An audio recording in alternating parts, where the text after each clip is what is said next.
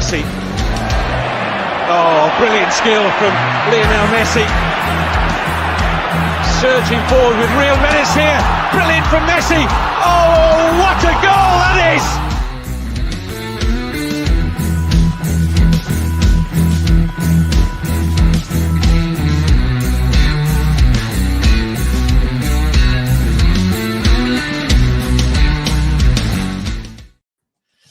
Yes, good evening. Savva here from Football Heritage TV. It's Sunday night. It's 9 o'clock. It is the Spurs review. Tottenham Hotspur were 5 points clear at the top of the table. We're now only 2 points clear at the top of the table, which I think many of us were expecting. Don't worry. Today we've got Marlon here. He's going to tell us why we don't need to worry about anything and why the Premier League title is coming to White Hart Lane. Then we've got Kate here. She'll reveal her Arsenal top and tell us why we are not winning the league. Ben's going to talk to us about why boxing is worse than WWE. Yep. And Perchy is here as always. How are you, everyone? Is everyone good? Yeah, all good. And Sean's decided to join us. I mean, we've got a special guest. Sean has decided to join. There he is with his chair. Let's talk about the chair the better. But how are you, Sean? You well? What's I'm happening? good. How you guys doing? All good. Good. How is everyone? Is everyone well? Yeah. Good. All good, mate. Good. Look, let's start. Start as we mean to go on. Come on. Admin, it's a bit like the rules at school, isn't it? Single file and all that. Smash the like button as you come in. And subscribe if you haven't already. Subscribe to all of these wonderful people as well. You've got Just a Girl Who Loves Spurs. You've got Safu Coys. You've got Spurs Talk Show. You've got the Perchy TV. And you've got the Calf, who's got he's got two channels. The greedy man. Greedy. So he's got Tottenham on Tour and the Calfee Company. Who wants to start? I'll ask a question. Whoever wants to jump in. Spurs 2 points clear at the top after 10 games. I don't think anyone would have thought that. I'll be honest, I'm going to start it like this and say we've not been on fire. I don't think the performances have been great, but we're there. We're thereabouts. And now we've got a bloody 10-day wait, or we have from Friday's game to Chelsea. Marlon, let me start with you. You've been a big advocate of great things happening at Spurs. Still confident? Still happy with what you're seeing on the pitch? Of course I am. Of course. No, look, at the end of the day, right, everything just seems to be falling for us. Like you said, we are not playing great, but we're still winning these games. And at the end of the day, I'm going to be more than happy with that. Because last 5 years, we could have played well, still lost. If we'd have played okay, if we'd have played rubbish, we'd have lost. So it's all going in the right direction. The weirdest thing is I had Mr. Box Office on my channel on Saturday. And That is weird. The worst thing was he said something, but he won't admit that he's on this train as well. But he's slowly getting there week by week. And the fact that Ange can turn him, I'm there, mate. I've been there weeks ago. So, but yeah, do you know what? At the end of the day, it could happen. It might not happen. What did he say? He basically said everything seems to be falling into place for Spurs like it did in the Leicester season. That's exactly what he said. In a space of a week, our barometer, if we're doing well, is if Alex is happy. I love Alex to bits, but last week he said he hated Postecoglou. So I don't know what to believe anymore. This is the thing. One thing he says, I hit him on it, and he was like, no, we're still not going to win the league. And I was like, but you've just basically admitted that we're going on that train. It depends which version of him you're asking. If you're asking Alex, he'll say one thing. If you're asking Mr. Box Office, he says something completely different. But it's so funny. But no, look, Spurs are winning. We're not losing. Big Ange with this record as well. I'm just enjoying it. I'm going to enjoy it. It's January that worries me. That's the only thing that worries me at the moment. Of course, you're a Spurs fan. Of course, everything worries us. Don't worry.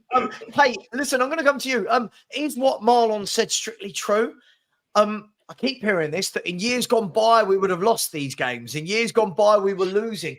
We're 3 points better off than this time last season. What's the difference, Kate? 3 points. Yeah. I do kind of get what people are saying because our mentality does seem to have shifted a bit. We're not capitulating if we go behind. So I do get that. But it is only 3 points different to last year, and we all know how that went wrong. But everyone would say, yeah, but we've got Ange now. It's a different kettle of fish because Ange is the Messiah and what have you. But, we've just got to see where it takes us. I mean, Marlon says January worries him. December worries the crap out of me, I'm not going to lie. Don't know about January. We've got to get through December first. But everything's going good. I mean, I don't think we're playing anywhere close to league title teams, league contenders. I think the football we played yesterday in the first half was awful. But the second half was much better. So, I mean, I said to Jim, because Jim was going to me yesterday, just say we're going to win the league. Go on, just say it. I won't tell anyone. I said, no. I said, the thing is, Jim, I said, if we was watching anyone. Yeah, I know. He said, if I was watching football and I was going, wow, I can't believe how well we're playing, I'd be more tempted to say it, but I don't think we're playing very well. I think we're riding our luck a little bit and getting, and I don't know, whether we're kicking, I don't know, and go up a gear, but at the minute, I've just not been impressed with how we're playing. I know that sounds really doom and gloom. It's interesting, isn't it? I mean, look, Perchy, I'll come to you for a second. Look, there is two schools of thought, right? There's the school of thought of, we're not playing great and it's all going to unravel, or, well, you know what? It can only get better. But we haven't lost so far, Perchy. Are certain people, maybe put me in that bracket, I'll play the villain, waiting for an unraveling that isn't actually going to ever unravel? Possibly. I think you could be right in what you're saying there. I think it goes school of two thoughts, right? I think, and I will say I'm probably very much down the middle on all of this. I think you've got some people on one end who are going, oh, we're going to go and win the league, and oh, calm down. And also some people going, oh, it's all going to crumble and it's all going to go wrong. For me, I stick by with what I said from the start of the season. Just live it, right? Live on the wave, sit on top of the wave, and look, we're winning games. We're not winning games convincingly to certain extents, but we're winning games, right? Enjoy it. Let's enjoy it while it lasts. Listen, it all could come crumbling down, but let's not get too carried away with ourselves. But also, let's not get too down that it's all going to be horrible. Like I think I kind of feel like that at the moment. I'm enjoying that we're winning.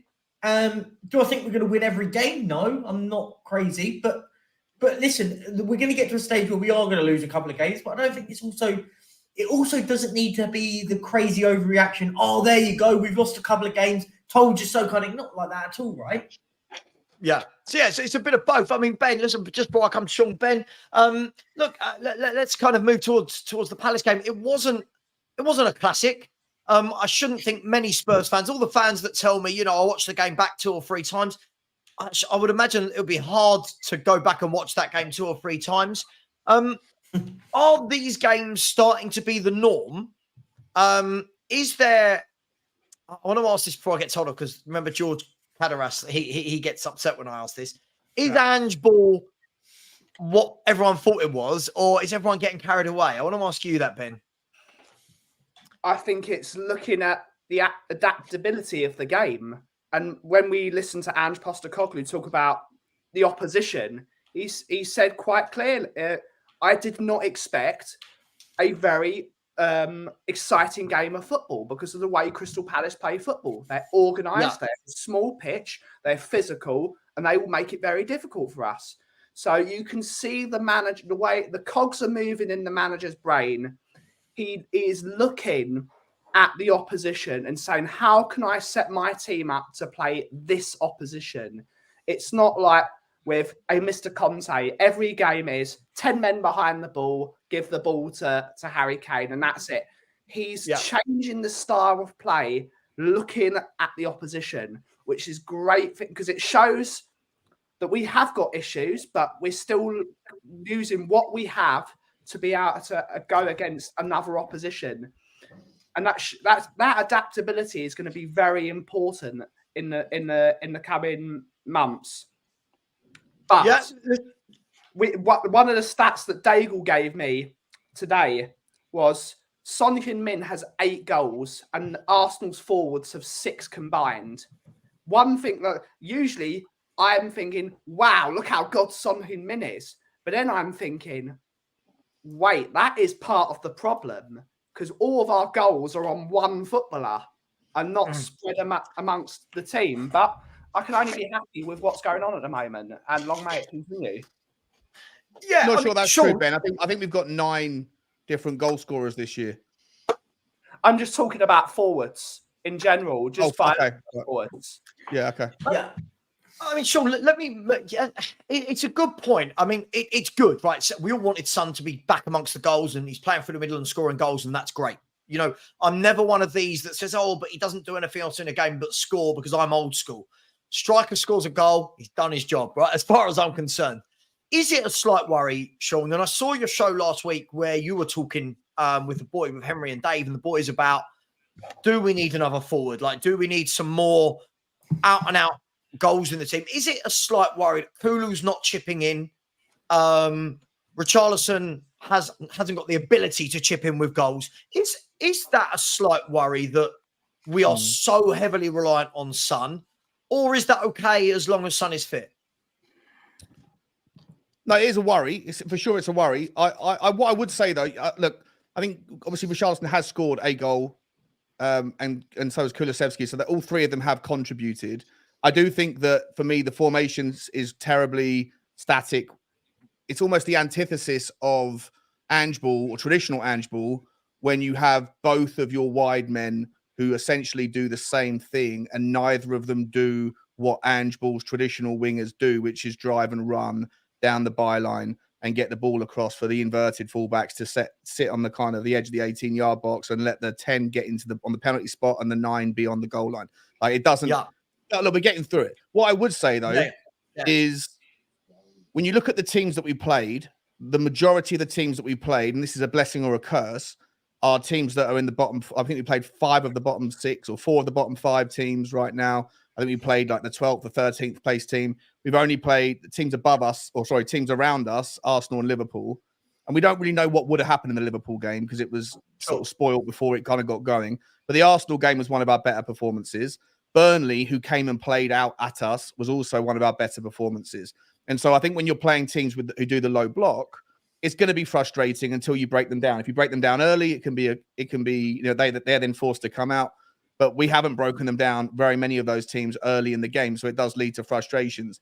Where I do think that, again, blessing or curse, I don't know, as we're now coming into a run of fixtures that are more likely to see, especially in December, we're more likely to see teams that want to have a go at us and play. Chelsea on Monday night, I think, will be a really big, interesting sign to see where we're at, because I think that there's 2 different approaches that we have to bear in mind. If you're playing against low block teams, expect more frustrating, difficult games for this stage of Ange Ball. Ange said in the post-match press conference, it's amazing how quickly these guys are adapting and learning, which allows us in the coaching team to unleash more tools, more options for them to work with earlier in the process than he anticipated. So I think there's more to come from Ange Ball that we haven't yet seen, and that he wanted to get the foundational points in play. Again, though, all of this stuff is based on the fact that we're not going to lose players. I think we saw the massive weakness, the drop off in Ben Davies, the lack of pace, and I think the lack of minutes that he's had playing this system in big match, in actual real match football, rather than the training pitch, to me exposed quite a lot. I thought Emerson did a lot better when he came on down that side, but I do think we need reinforcements to go again. However, what I would say is, like I said, I think that there's just 2 sides to it. As we're going to see now, as we play against teams like Villa, like Man City in a few weeks, obviously Chelsea on Monday. Not sure how Wolves will set up, but we're going to play against teams that want to play at us, and that might expose us for being nowhere near what we think we are, or it might give us all a lot more confidence that actually we are ready, but we've just gone through a long series of games against teams that don't want to play football. They want to sit in and frustrate, and they've done it fairly well. Yeah, look. Do you know what, guys? I won't do a round robin. we'll just have a general chat if that's okay with everyone. Just otherwise, otherwise no one talks for ages. Look, I'll be honest. To Sean's point there, I'm one of those I'm going to get called negative, whatever I say. I could say that I think Spurs are going to win the league by 30 points. I'll be called negative for saying it's not 31. So exactly, Mr. Negative. So it's fine. I'm one of those. I need to see a performance from Spurs where I start believing again. Because at the moment, I've been really, really. Listen, I'm pleased we're not losing games. I'm pleased we've not lost a game. Lost?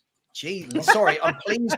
I'm pleased that I used to know how to speak the English language. I'm pleased that we've not lost any games.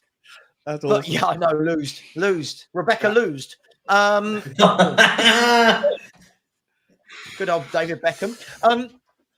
But I'll be honest, I'm starting to get to the point where lots of people I'm hearing saying, the differences is the style we're playing and Ange ball.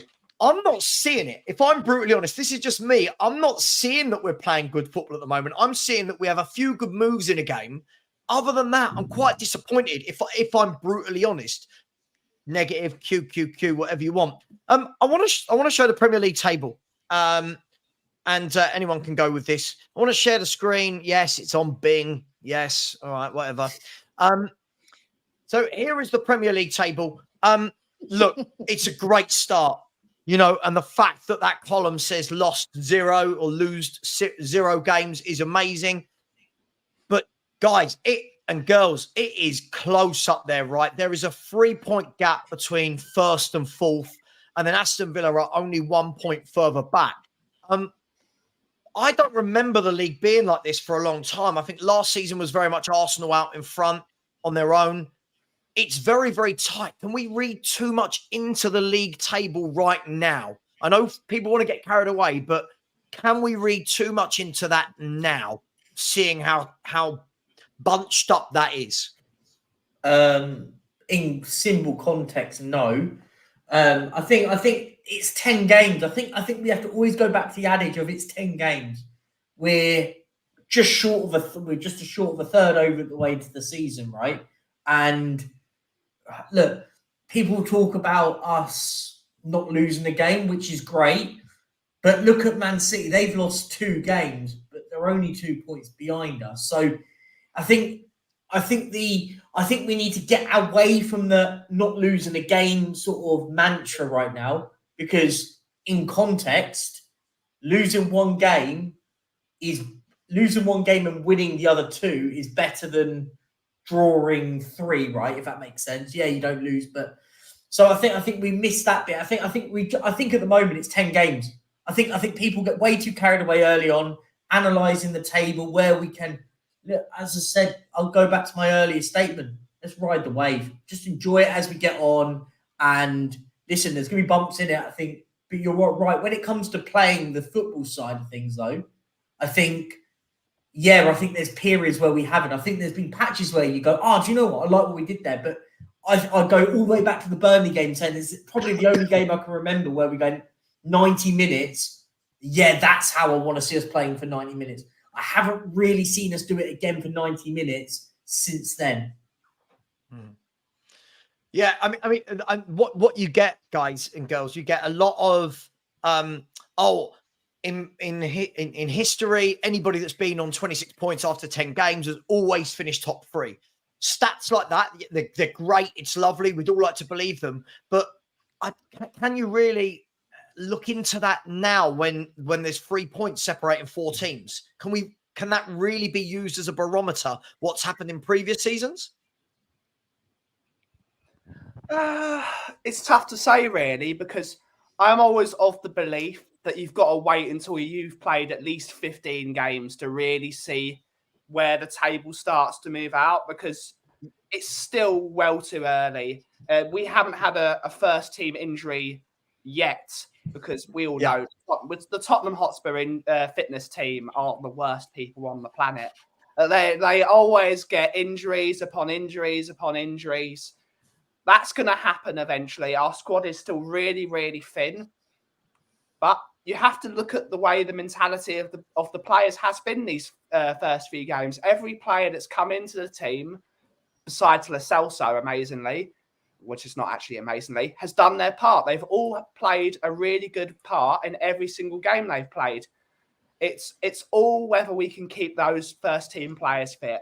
15 games is a good barometer, but It's, Do you know what though, Ben? Would you not say? I completely agree with you about keeping the first team fit. Generally, I think Ben Davies was exposed. Yeah. I think Emerson. Look, got to give Emerson credit. Came in and steadied up on the left-hand side. But I think that the really interesting surprise, and I think that there should be a conversation about it, because most Tottenham fans have either resigned themselves to the idea that this guy is out in January or are actively wanting him to go. But Pierre-Emile Højbjerg, I know Queen Ellie's in the chat, so she might like this. His performances over the last 2 games when he came on, he came on against Luton, he steadied the ship. He came on against Palace, was excellent, and against Fulham was absolutely excellent. And I just wonder whether or not we don't necessarily have the significant drop-off that we thought we did everywhere on the pitch. I think that one of those positions might be a little bit stronger now, and that's if Basuma does get another booking, and he will, whether it's, for Crystal Palace against Wolves, whatever, with Højbjerg coming in, he seems to be such a consummate professional that even though he played nearly every minute of his Tottenham career under the last 3 managers, the second this guy comes in, gets dropped for a guy that's already been here, you could have almost forgive a player for going, screw this guy, right?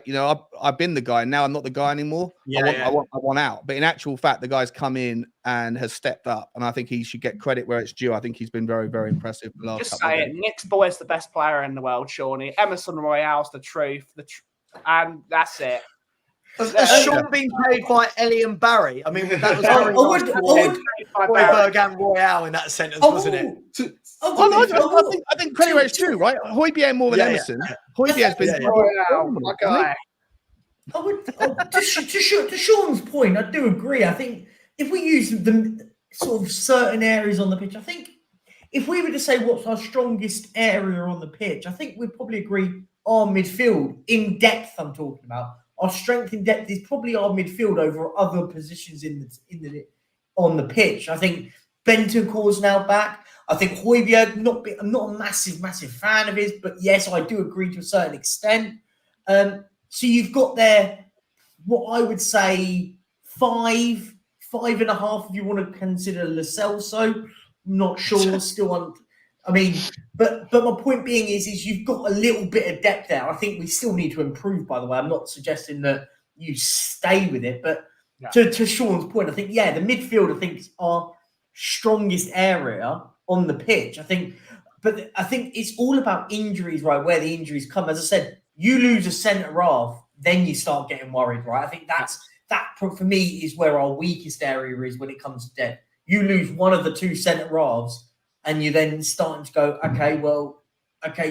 Dye is going in, Ashley Phillips is going in. Nothing against Ashley Phillips, but I think you got to put in Ashley Phillips, mate, because I think the pace. Yeah, the pace. I agree. The lack of pace of Ben Davies exposed the system. Oh, agreed. But same with left back, right? I think that's the point you were trying to make there. Same with left back. I thought we were massively exposed at left back against Palace. I thought they looked at it and went, "Do you know what? We're going to have an opportunity against them on our right hand side against us." But they targeted down that left hand side, or down our left hand side. And if you do, I know on this very channel, I was advocating for. Before the Man United game, I think it was. If you had to pick one of Ash Phillips or Eric Dyer, who would it be? And everyone universally, apart from me, said Ash Phillips. And I recognise now the error of my ways, because I think this particular system, you need pace, and I don't think that Dyer or Davies have it. And I think that we would just get ripped apart with the high line. So it's more like technical ability, though. It's not just the pace. You've got to be able to, because the way we play is. Our centre backs are so wide, and they're responsible to get into that ball into one of those. The 2 guys in midfield and the inverted fullbacks. It's so important that they can play a football quickly and accurately, as well as having the recovery pace. And 2 of the things that Eric Dyer and Ben Davies do, they don't hurry the ball up. They don't pass the ball quickly and accurately. It's wayward passes. It's 90-yard diagonal dare to Dawson's. You've got to be able to play football to play in this system, or you're done for. And we've seen that with the new footballers that have come in. They all know how to play. They all can put it on the floor and pass it quickly. And that's an important thing. Yeah. I mean, I think the key thing is that Marlon, I'll bring you in here. I think the key thing, if we're going to look at the back there, is for as good as we've been at the back, you know, we are constantly being get out of trouble by Van de Ven, because if anyone goes in a foot race and gets in behind, Van de Ven just absolutely gobbles them up. I'm not knocking anyone there. That's obviously why we bought him, and that's a brilliant weapon to have. But it does show, doesn't it? The moment Van de Ven's not in there, the number of times players have done that, that will become an issue. I think every Spurs fan right now is so worried, right? The moment Van de Ven or Romero go to ground, the moment anyone tackles them, I think someone went down the Achilles. Was it the Achilles of Van de Ven in the first half? And I think everyone was like, oh my God, hang on. Oh my God, Dyer's on the bench. You know, that for me, I still don't care. Whatever happens to the club, January the 1st, that's got to be addressed, doesn't it? That's got to be the number one to be addressed. Of course, like all of us seeing that Dyer's on the bench, like that was a big. I think all of us were worried when Van de Ven went down, and you can see in how the systems played it that Romero and Van de Ven just complement each other, and I think that's very, very, very important to this system as well, because our defense right now is, to be fair to them, been really solid, and Vicario behind them has been. I think he needs to get more props between what Van de Ven and Romero are doing. But yeah, it's a case of if January comes around, and like I said, this is why January is my biggest worry, because even if we're not in the title race or anything, even if we're fighting for that top four, it's a case of defense needs a backup and a good backup, because if Romero, like it's all ifs and buts, right? And I think me and Haz kind of went on the last show that we did together, was kind of like, how can you go into the season with one? Who goes into a season with like two fit defenders? And that's, to be fair, Arsenal did it last year. Right, and then until Saliba got injured and other factors as well, they started to fall off. And I think we're kind of in the same boat as well. If Romero or Van de Ven gets injured, it's until we see what it is like with Dyer coming in, because it's probably more likely to be him, it will probably fall off a little bit and we'll start conceding goals. But I think my biggest worry at the moment is our front three. I think you said it for months, and it still worries me now that they're not clicking. It was great to see Brennan Johnson get the assist against Palace, but sensational assist, by the way. Richarlison would have either missed the header or then stood there and admired it. Brennan Johnson decides to run on, make the dart. Just excellent from him. Surely he's got to stay in the team now, Marlon. Yeah. But my biggest worry is Kulu, and I tell you why Kulu's my biggest worry. I was reading a stat the other week. He's created the 7th most chances in the Premier League this season and no assists. So what's going wrong there? Because he should at least have an assist. Do you know what, Marlon? By bringing up Kulu, it just automatically means I'm going to get in trouble by some people because of my opinion of Kulusevski. You know what? I see a lot of stats that get thrown around about progressive ball carrying and chances created. For me, I don't even think it's that. I don't even think it's that, because there has been times where I've seen he squared it and people like Richarlison are on the end of it, and I get that. For me, it's just about all-round play from an attacking aspect. For me, it's more about not just him. That front three for me doesn't work in any way, shape, or form. I don't care what anyone says. If you look at nearly all of our goals from the last 5 games at least, nearly all of them have come from some form of Maddison and Son combination. Yeah. Right? Nearly all of them have come from Maddison or Son in one way or another. Yeah, you've got the Mickey Van de Ven goal, which I think was different. And then you've got the Brennan Johnson joining in with the 1-2 with Maddison with Maddison. I think it was with Maddison to cross it for Son. But other than that, the last 5-6 games has literally been Son Maddison combinations all around the pitch. For me, the worrying thing here is that we keep hearing that once they get clicking, once they learn handball, I don't think those two players per se, and Richarlison, I'm not as bothered about. And I know that sounds weird, but I just don't rate Richarlison, which is why I'm not bothered about it. I think he is playing because other players are injured. I don't think he was due to be playing on that left side. I think he is playing because Perisic and Solomon are both out. Kulu is playing because he's played every game, right? For me, the worry is I don't think any fullbacks are having a tough game against this guy. I don't think that this guy gets the ball and thinks, you know what, I'm going to cause my fullbacks havoc. And watch Man City today. I know we can say it's Man City. Watch Arsenal. Watch Saka and Martinelli. Watch Diaby and Zaniolo for Villa. Watch Matoma for Brighton. Watch Foden and Grealish on the wings today. They're constantly they're going on the outside. They're coming on the inside. They're laying players in. They're driving. Kulu does the same thing over and over and over and over again. For me, this is starting to be a real worry how ineffective he actually is. I'm sure there'll be He's not a take-on player, though, is he? Like, you're comparing him to players that are just fundamentally a little bit different, I think. Even though they play in the same area of the pitch. Well, and he does lots.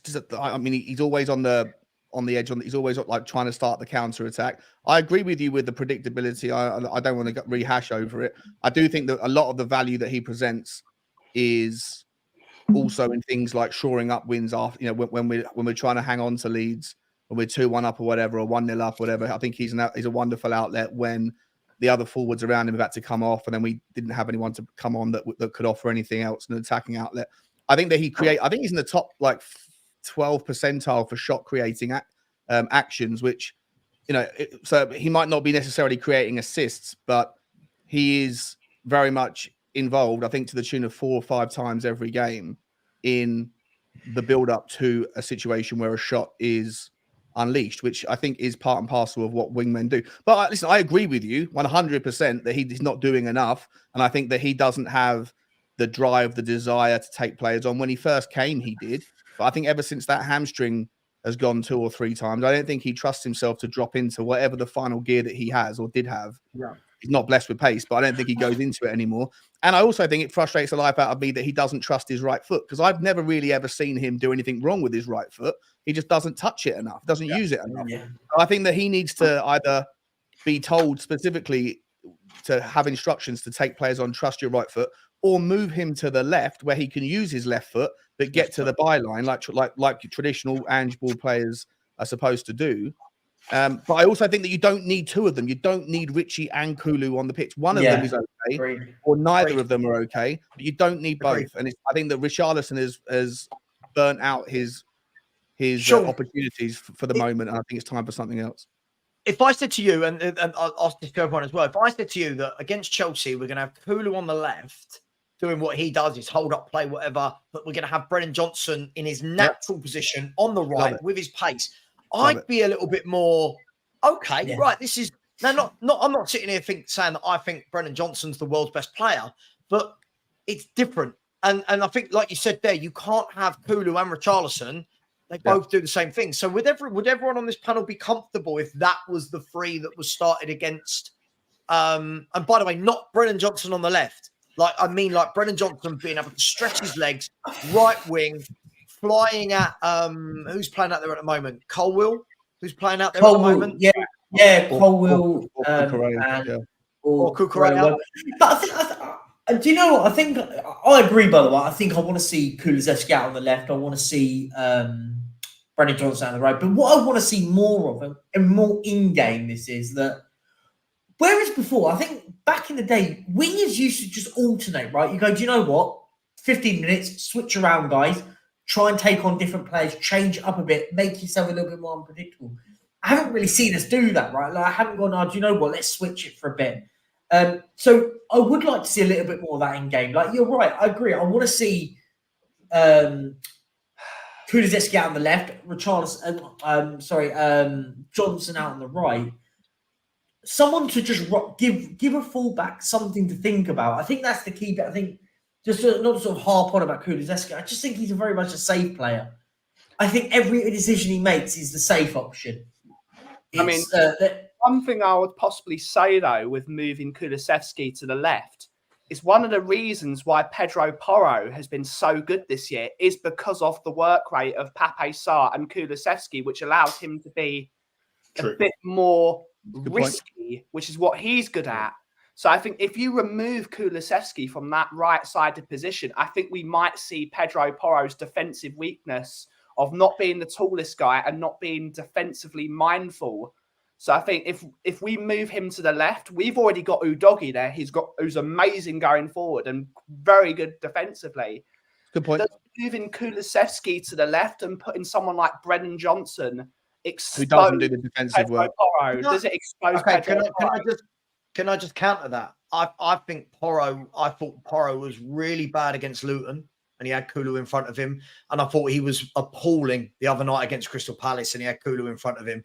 I think those defensive deficiencies are there with or without Kulu. I'm just chucking it out there I'll put it out there and leave it there. I think with that work rate of Kulusevski and his ball carrying ability, I think it means they're not going down. Whereas if we don't have Kulusevski there and Brennan Johnson's there, who doesn't like to track back, maybe that could be a bit more of a problem. And you need a winger that's going to run back and cover Why it. did we buy Brennan Johnson? Why did we buy a right-sided forward in Brennan Johnson as our main signing? If that's the problem. Clearly, it might just be part of a longer term plan, though. I think that I'm not suggesting like over years or whatever, but I just think that right now Ange Ball is relatively new. The players are learning quickly, adapting quickly. But I think that Ange likes to have. He said it 1,000 times. I keep to the same formation, but the personnel I choose creates different options, different outcomes, and different styles of football. And I think that he likes to have a variety of different sort of styles. And so I think that you will see Brennan on the right at times. You will see Kulu rested at times. And I think at some point you're either going to see Kulu tried into a more central role or moved out to left. I'd love to see it on a game where Maddison's exhausted and needs to come off. I'd love to see Kulusevski played into the 10.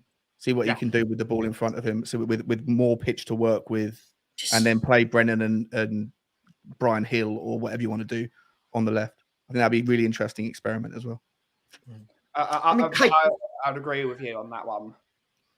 I mean, Kate, look, it's interesting, right? Listen, and I think some people in the chat get a little bit upset with what I said about Porro, but look, it's okay. We're allowed to criticize our players, right? I thought he was exposed time and time again positionally against Crystal Palace. And it's okay to say that some of our players aren't playing great. But what do you make of the whole Kulu Richie thing? Because for me, I've said this a million times. When people talk to me about can Spurs win a title, I laugh it off. You know I do. No team with forwards like Kulu and Richarlison win titles. I don't care. No one's going to prove me wrong on this. No one wins titles with those two players in your team. Sorry, it's just not scary enough. It's not frightening enough. And there's a reason why we had one shot on target against Crystal Palace. Like that, that worried the crap out of me, Kate. What do you make of all that? I'm letting people answer, by the way. I'm just dropping some bombs and then jumping out. I don't want Richie to ever play again. I mean, I say it after every game, but for me, he's just not good enough. I wouldn't just have him nowhere near that team as a starter. He's just baffling. And I thought Kulu was horrendous against Palace. I didn't even know he was playing the first 45 minutes. I thought he was awful. I don't think he's a winger. I don't know how many times I've said it on your show, Savva. I don't think he's a winger. I think he's got to be a rotational player for a number 10, like Sean said. I said it last week as well. I don't think he suits being a winger in any way. He hasn't got the instinctiveness, if you like, of other Premier League wingers. When you watch the likes of Grealish, I know he's a different class to him, but they're always trying to make something happen. Kulu is so boring, so dull to watch. For me, I would have Johnson playing on the right, and I would have... Well, I mean, I don't even know how I'd do it, but Kulu, I'd start by switching the two round, have Johnson and Kulu switch sides. But I think we need to get another winger in the January because I just don't think Kulu fits the system as a winger. I think he's a player that looks better in the middle. He plays more in the middle for his country, played more in the middle for Juve. I just don't think he suits being on the wing at all. I would be very worried about playing Brennan Johnson with Pedro Porro because of I think defensively you need a winger that's going to track back with Pedro. When Porro goes into that inside. What's it called? He plays inverted, plays more inside. You need to have a winger that's going to work down that right side. So I don't think. Why did we bring? Why? So I'll go back to this question then, Ben. Why? Oh, look, we sold Kane. I'm not bemoaning selling Kane. I think everyone knows I was cool. I was comfortable with that. Yeah. We sold Kane, and then the one attacking reinforcement we brought in, and we were fed this complete. I'm going to say it. We were fed this complete load of bullshit from the club that this was his number one choice. Bullshit. Yeah. That Brennan Johnson's the number one. Why have we brought him in then if we can't play him and Pedro Porro at the same time? It's every single game he's played him on the left. He obviously sees him in his system as a left-sided player. He's always played him there. If he played him on the right, I would say, Sava, spot on. I totally agree with you. But he's always he played on the right. What was the game when Sheffield he scored United. the goal? Scored the Sheffield goal. United. Yeah, Sheffield United. He came on and scored with his first touch, didn't he? It was Yeah. offside. He played And that that's on the why right. Yeah, that was out on the Kulu right. moved into the middle. Yeah, because they moved On the Kulu right. down the middle, didn't they? Because at the Yeah. time we won, it was down, weren't we? 'Cause he had an extra And And attack. Perisic was left, if I remember correctly. Yeah, that's right. Yeah. But I Probably think why, because Perisic was already on the left. That's why they put him on the right. If Perisic wasn't there, they probably would have put him on the left. But he looks more comfortable on the right. I don't understand. Yeah, He's a right winger, isn't he? Like, Yeah, exactly. when I I don't watched him for understand. Nottingham Forest, I never saw him playing on the left. Like, why have we suddenly decided that he's a left-sided player?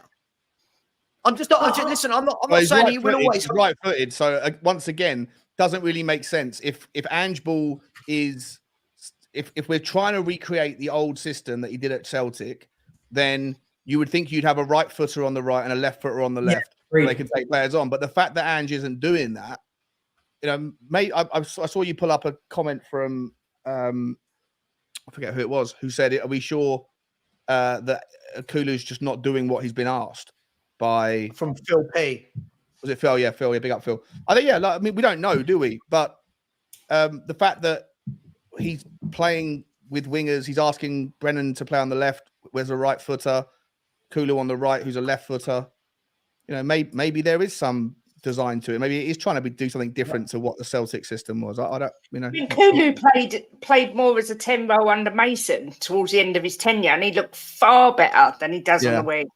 To me, it's baffling. But then I'm not paid millions to be a football manager, so what do I know?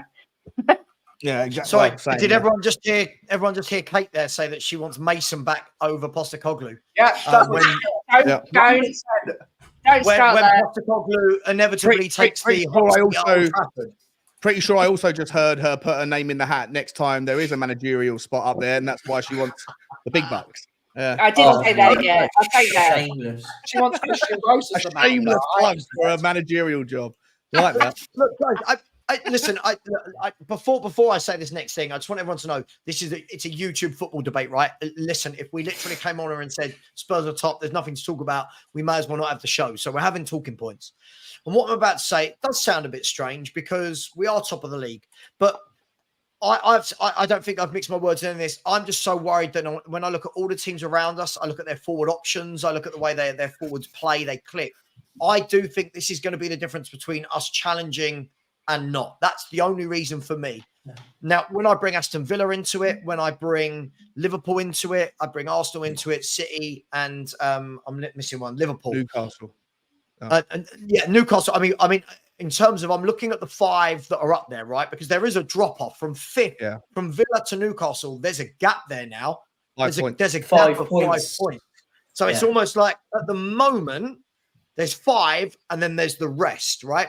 Which is a nice place for us to be. It's a very nice place for us to be because that's the Champions League section, so to speak. I just look at it like this. I just look at it, and again, I just look at other teams and they look more frightening. I look at Liverpool today again. 3 of their 4 players that started up front all grabbed the goal again. They're putting teams away. You know what I mean? They're scoring goals. They're all assisting each other, scoring goals. I look at Villa. Somebody laughed at, and I did save it. Someone's put Zaniolo laugh out loud. There is no way you take. Watch Villa play. Watch Villa's front 3 go. He's very injury prone, though, isn't he? Sure, I'm not talking about injury proneness. At the moment, I watch their front 3. It's fluid. It works. there's a connection, a bond between the three, and they look dangerous left or right or centre. I'm not saying necessarily Zaniolo's the guy. No, I hear you. I take your point. Yeah. I wanted That's Zaniolo just at Tottenham. I wanted Zaniolo. I think Zaniolo's a very good player, injury prone, but a very good player. That's only what I'm saying, guys. You can feel free to come back against me. No, I I just think think the overall point you're downfall making. this season. The overall point you're making is we wouldn't be where we were if it wasn't for our defense has been incredibly impressive, getting ourselves out of trouble, and we haven't really put any of these low block teams to the sword in no small part because our width up the top end isn't really. I mean, it's amazing how much we're missing Perisic, if I'm honest, as an option, and how much that has impacted Richarlison, because I think that one of the only selling points for Richarlison is his aerial threat, and we haven't got anyone that can find him in the air now without Perisic. So, but I think that you're right, and I think that other teams like Aston Villa, who are also facing teams when teams go to Aston Villa, teams sit in and do the low block like they're doing at Tottenham. But yeah, Aston Villa have won, 14 home games on the bounce or something. So other teams that have got a more potent forward line are finding a way. Liverpool against Nottingham Forest, to your point, right? Nottingham Forest are not going to come there and try and play great football against Liverpool. They're going to try and sit in and make it difficult. Liverpool got it done.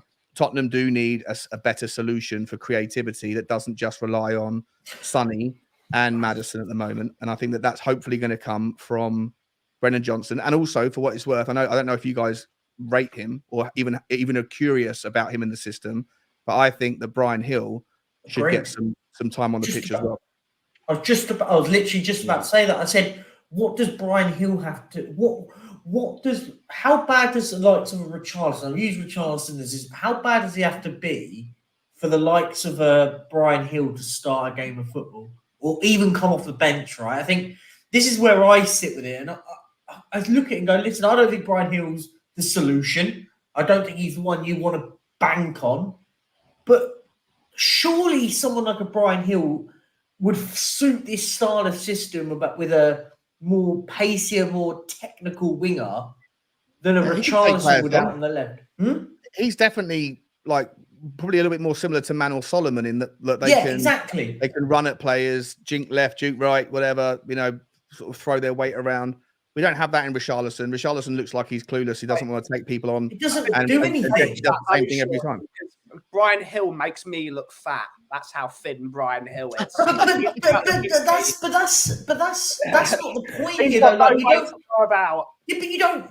For that style of player, you want that low center of gravity, that kind of technical. What he did at Sevilla last season. I watched a lot of Sevilla. I watched a lot of it, and he looked really good for him last season in the style of play that they play. Listen, I know it's slightly different, and we always sit here and say about the Premier League, but I don't buy into that. All that I can't see why he doesn't get an opportunity. And I caveat at the beginning of this, I'm not sitting here saying he's a solution, but surely he can be the help that we need right now to get over to the line to go and get a better player there. Because surely he's a better option than a Richarlison on that left-hand side. Surely.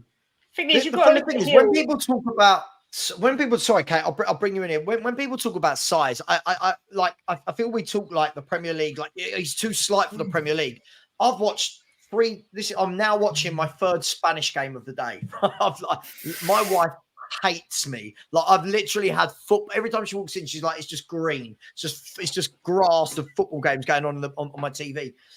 I'm watching the defending in the Spanish leagues is much better, by the way, than the defending in the Premier League. Right, it is much better. They are organised. There are not as many goals given away. Defenders actually mark it. It's crazy, right? As I say, there are defenders fallen over and Atletico Madrid nearly scored. But in the whole, it's right, yeah. You look at Barcelona, probably the greatest team the world ever saw. That Barcelona, you all know the Barcelona I'm talking about. Xavi, Iniesta, Messi, Alba, Alves, tiny, tiny, tiny guys. Why is it that whenever anyone talks, they had muscle. They had muscle. Yeah, but Modric is tiny. Look at Modric. He is. Look how it's the ability to. It's the ability to ride the tackle, to use your body weight. Modric came in. And Harry Redknapp took him off the left and put him into the centre on the training session. All of the coaches said, what are you talking about? He's too lightweight. Redknapp fulfilled the idea. and that was the last day he ever spent in his career playing as a left winger. And I think that Bryan Hill has a propensity to feel a little touch and go over. He needs to just learn how to Bryan Hill needs to have a desire to stay on his feet more, and adapt his game a little bit to ride through the challenge. Because if other thin, light, slight players can do it, he can too. Exactly. I just think it's part of his DNA to want to go down at the first, and I think referees are a little bit less giving to him on that regard because he's so light. They think that it's only a feather touch to knock him over. Like this guy today. This guy is sensational. He's got no muscle on him at all. He's just an absolute master. By the way, I'm not comparing Bryan Hill to Bernardo Silva. I think Bernardo Silva is he's one of the most underrated footballers in world football, by the way, let alone the Premier League. But yeah, look, it would just be nice to see. I think this was Percy's point. What does a player like Bryan Hill have to do before we say? And I want to bring you in a second, Marlon, after Percy. What does Bryan Hill have to do to watch Richarlison and go, hang on, this guy can't trap a football. Like, this guy can't trap a football and I can't get a game. What does he have to do? Just a quick one, mate. I think this is the bit, I think just to sort of touch on what Sean was saying there was that about how he goes down, but let's give him a run of games, give him an opportunity. I'm not sitting there saying he has to start every game. Listen, some of the beauty about having different start types of players in your forward line, Liverpool is the prime example of it. They've got an array of different talent in the front three. So depending on who they play against, they can alternate their front three. Yeah. We need to start. I'm not saying, by the way, we're anywhere near that level yet because we've got to get there. But like, for example, I would have liked to seen a Bryan Hill start against the Crystal Palace side. Listen, if you wanted to start with Richarlison against Chelsea because he's a bit more physical in the front third, whether I agree or disagree with that, but I just sit back and go, it's the same front three every single week, right? There's never any change, and I think that's the bit I'm trying to get at. Like, what difference are we going to see against Chelsea? Are we going to see anyone change?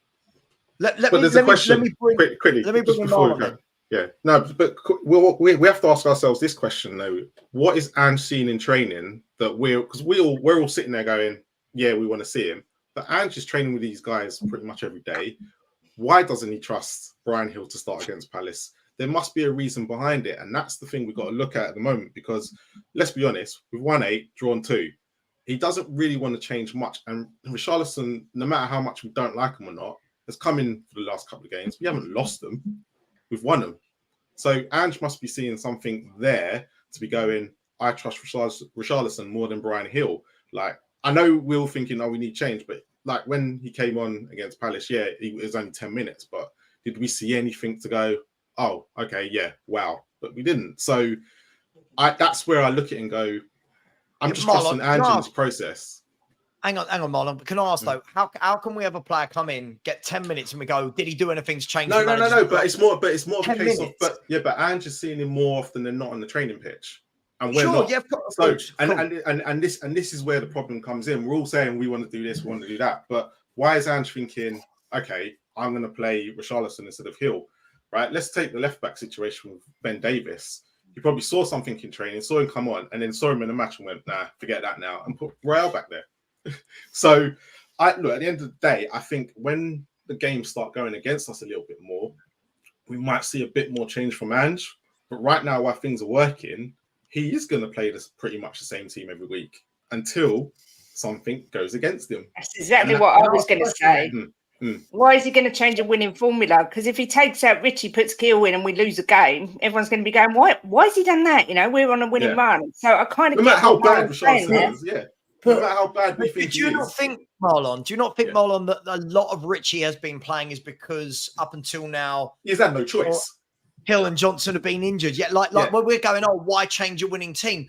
I think we've been look, Sean was right at the beginning of the show. Sean said, or whenever in the show, Sean said, look, you know, the games we've got coming up next are going to be quite defining, right? I'm sure they probably weren't your words, Sean, but you know what I mean? You're saying the games coming up now, we've got Newcastle, Brighton, Villa, Man City, Wolves, Chelsea.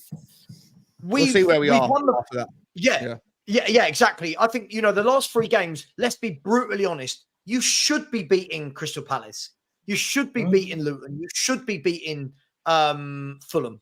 These are teams that we beat last year. This isn't something we're not used to. This isn't, oh my God, but last year we lost these games. No, we didn't. I would say just quickly, Crystal Palace away is one of like the 3 or 4 away fixtures of lower half table teams that are banana skins. Brentford away is a really tough one to go to.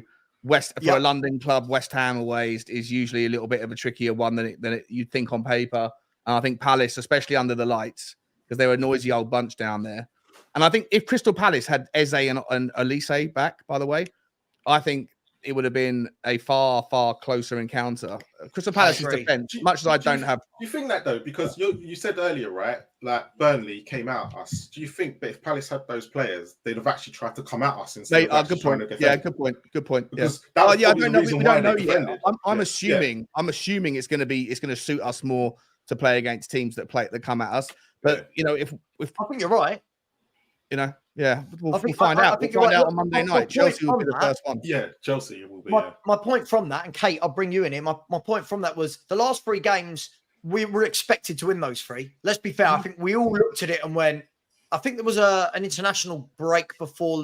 I don't even know. There's been so many. After Luton. Yeah, we said, right, Luton, you've got to win. There's no excuse. You've got to beat Luton. Fulham at home, let's be fair. Fulham without Mitrovic, they haven't really got a lot. Got to beat them. And Palace away, without their 2 best players, don't score goals. You've got to win that. Sean was right. The next group of games, and I'm gonna share the screen with those next games now, Kate. Don't get me wrong. I will get to a question. Where are Spurs fixtures? There we go. Here we go. Spurs' games. Hang on. Jesus, why have I got Tottenham v Barcelona? Where am I going? There. Spurs' next few games, you can see there. Chelsea, Wolves away, Villa, Man City, West Ham, who won't be easy. Then after that, Newcastle. These are the tougher games that I think are going to give us a bit more of an idea, Kate, as to where we are in terms of title challenges than beating the 3 teams we've just beat. Is that fair? Is that a fair assessment? It is, but I've got to be honest, and I'm going to be quite controversial here. Not many of those actually frighten me at the minute. I'm not scared about playing Chelsea at all. Man City, obviously, I'm scared. I saw your face there, Sarah. Chelsea look awful. West Ham today look awful. I mean, this league this year is Chelsea looked awful at the weekend, but before the 4 games before that, they didn't look awful, did they? Do you know what I mean? It's not like a foregone conclusion. No, it's not a foregone conclusion, but for the first time we're playing Chelsea since Poch left, I actually am really confident we'll beat them on Monday. Man City, I think, is dodgy. Villa, Newcastle, they're the ones that worry me more. Man City's terrifying. No, talk me through it. Do you look at Man City away and think, yeah, we can win that? No, I don't. But I didn't want to just say, Man City away, I don't expect to go there and get anything, to be perfectly honest with you. But you never know. But the likes of Newcastle and Villa worry me far more than Chelsea does on Monday. That's what I'm trying to say. I've just got at home or away. Sorry, remind me. Newcastle's at home. Newcastle's at home, isn't it? Yeah. Newcastle and Villa are at home, aren't they? So it's Chelsea at home, Wolves away, Villa at home, City away, West Ham at home, Newcastle at home, Forest away, Everton at home, Brighton away, and Bournemouth at home. That takes you up to January the 1st. And Wolves away is a dangerous game if they've got Neto. But I don't know how he's injured, isn't he? I don't know. Season must be absolute torture.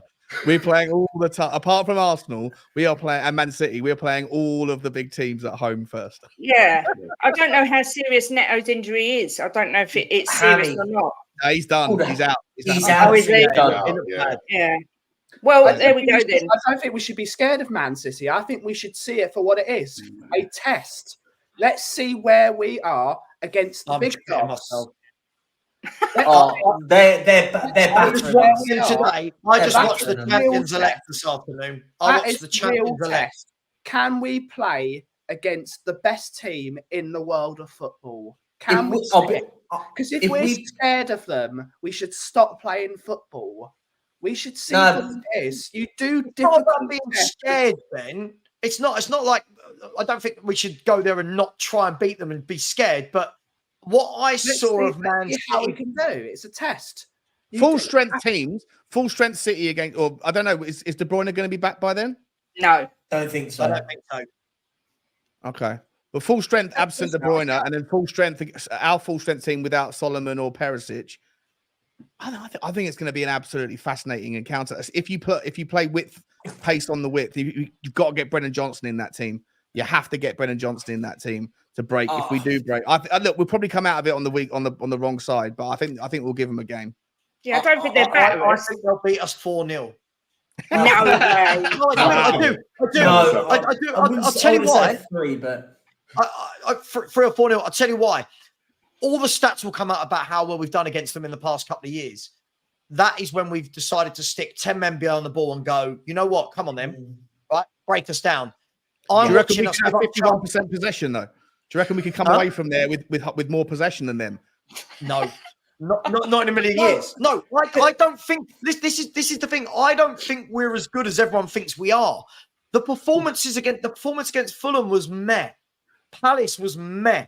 Liverpool was a horrible performance before they went down to 9 men. Could we not surprise City like we did against Arsenal? Because everyone was expecting us to get battered by Arsenal. No, because I know what you're saying, but could we not have a game plan already in place, ready for City to try and? No, but I would expect us to have a game plan. I'm not like that, but I'll be honest. Me and Savile did watch along with the Manchester derby. They both said you watch that Man City side. And by the way, I'm not saying I think we're a lot better than that Man United side because they were awful. But Man City didn't even try. Man United had chances in the first 20 before the penalty. Man City, yeah, but they had pop shots. But I watched the Man City team that. I don't know about that. Edison, it took an absolute worldy save from Edison. I was going to say, I thought Man United had a couple of good chances. I think, to be fair, you're I agree. A different game. I've just watched Man City over the with Man United. As soon as the penalty, as soon as the worst penalty decision ever given went and Haaland stuck it away, then the game opened up and then it was a completely different outfit. And then Man City's absolute dominance showed. But before that, when it was 0-0. I thought Man United were in the game in the first 20 minutes. No. Hang on. Do you know what it is? This is what Man City did, and I watched it. What Man City did, they allowed Man United.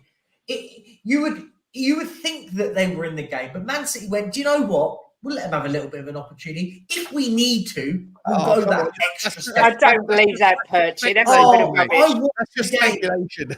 No, that's rubbish. What you saw, Man United were in the game in the first 20 minutes. That's rubbish. Teams don't go, let's sit back and let them have a little go, and then if we need to, we'll turn the heat up. Manchester derby. Hang on. It's not about they sat back and said we'll let them have a go. But Man City are the only team for me in the Premier League, maybe Europe, that can turn around and go, all right, let's play in first gear. Right, when do we change into second? When do we change in, like, at will? They flick a switch and they decide when they want to start playing. When Man City played today, they toyed with Man United. Like, that game could have been 10. That could have been 10-0. They were phenomenal. The passing, the movement, the overlapping, that scared the shit out of me because no one will agree because we haven't conceded many so far. We haven't come up against attacks like that, right? We haven't come up against overlapping players like that so far. And we've conceded a number of chances to Luton Town. We conceded a number of chances to Fulham. This City team, for me, will be the team that rip open our back four. And then people will go, I can't believe we conceded that many goals. I'm telling you, we're wide open. We'll have chances as well, though. We will have chances in that game as well. Not many. I think. But this team more. Go on, Perch. Sorry. Apologies. But I just want to say what Sean said. Oh, we will get chances, but this is the bit for me that worries me about us at the moment, because we had a lot of opportunities against Fulham in the first half an hour. If we took our chances in that first half an hour, we should have been out of sight. Yeah, and the same with Luton as well. Same with Luton as well. 100% agree. Yeah, again, agree. But you take Richarlison off, you bring on Brennan Johnson. You put Brennan Johnson on there. Brennan Johnson's got a far better conversion ratio, far better shot on target, like shot conversion. Yeah, across his career than Richarlison does. I agree generally that I think Man City are going to dominate, but who gets the first goal is going to shape that game. If Tottenham can get an early break and get one, I think it's going to be a lot. I don't think it's going to be quite as one-sided, mate, as Saba's portraying. I think it will be. I think this will be a mauling.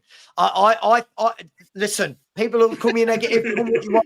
If Man City play how they play today against Man United, forget that it was a Manchester derby.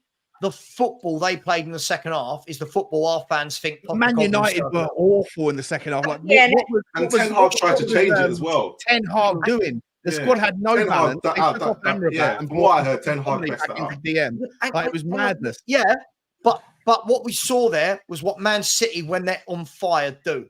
When Man City play like that, no one can cope with them. Yeah. I don't expect us to be any different when they play us. All the gaps that we get exposed versus Palace, versus Luton, versus Fulham, right? Man City won't mess about. You watch fullback. Look at the defensive display of Porro. That was against Jordan Ayew, right? In that second half. You watch what happens when he's got Phil Foden, Jack Grealish running at him, Jeremy Doku.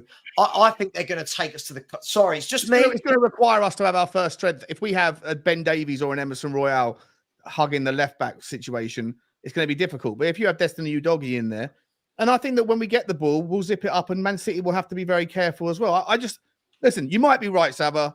You might be right. It could be a morning. But I think that there's more... I think that I'd be surprised if it's as one-sided as you're saying. I think that Tottenham will have chances, and if we take them, I think we've not been great this season so far, but I do think you're doing us a little bit short to say we're being mauled by Man City. I think if we play at the top of our game with the creativity we've got, our defence is far better than Man United's are. Our midfield with Madders and Basuma, I just think we can give them a game. And let's be fair, there is always a chance Man City won't be on form. You know, they do have off days. And we've also got very rare. When do they have off days at Man City? Right. This is look. The thing for me is this. They play Spurs. but not at Man City. Not at Man City. They've had a couple at Etihad. They've had a couple at Etihad where they've had off days. But Marlon, when even we last beat them year, at 45 minutes. Yeah, but 45 minutes last year. They were. I don't think when we beat them 3-2 at Man City a couple of seasons ago under Conte, I don't think Man City had a bad day that day. I thought Tottenham outplayed. We were good. But 45 minutes last year, it's the style of play that we play, it's right? the style of play we play now versus what we did under Conte. Yeah. This is the thing for me. Marlon, you've just proved my point. When we went there last year, remember what I said just now about flicking a switch, right? Look at last year. Man City played within themselves first half. We were lucky to go in 2-0 up at half time. They get the talking to from Pep Guardiola. Boom, boom, boom, boom, 4-2. Right? That's what Man City can do. My worry is, we didn't have Ange, and that's why I think it's a bit different. Yeah, but Marlon, it's a bit different from the point of view that we actually sat back and made City ask questions. I get what you mean by that. I think listen. It's only me. It's only me. I just watched what Liverpool did to us with 10 men. Right? Liverpool with Diaz and Salah on the wings murdered us even when they had 10 men. Right? Let's be fair. We don't know what would have happened, but they murdered us with 10 men. City with 11. If they play how they did today, that second half from City is the best I've seen any team play this season.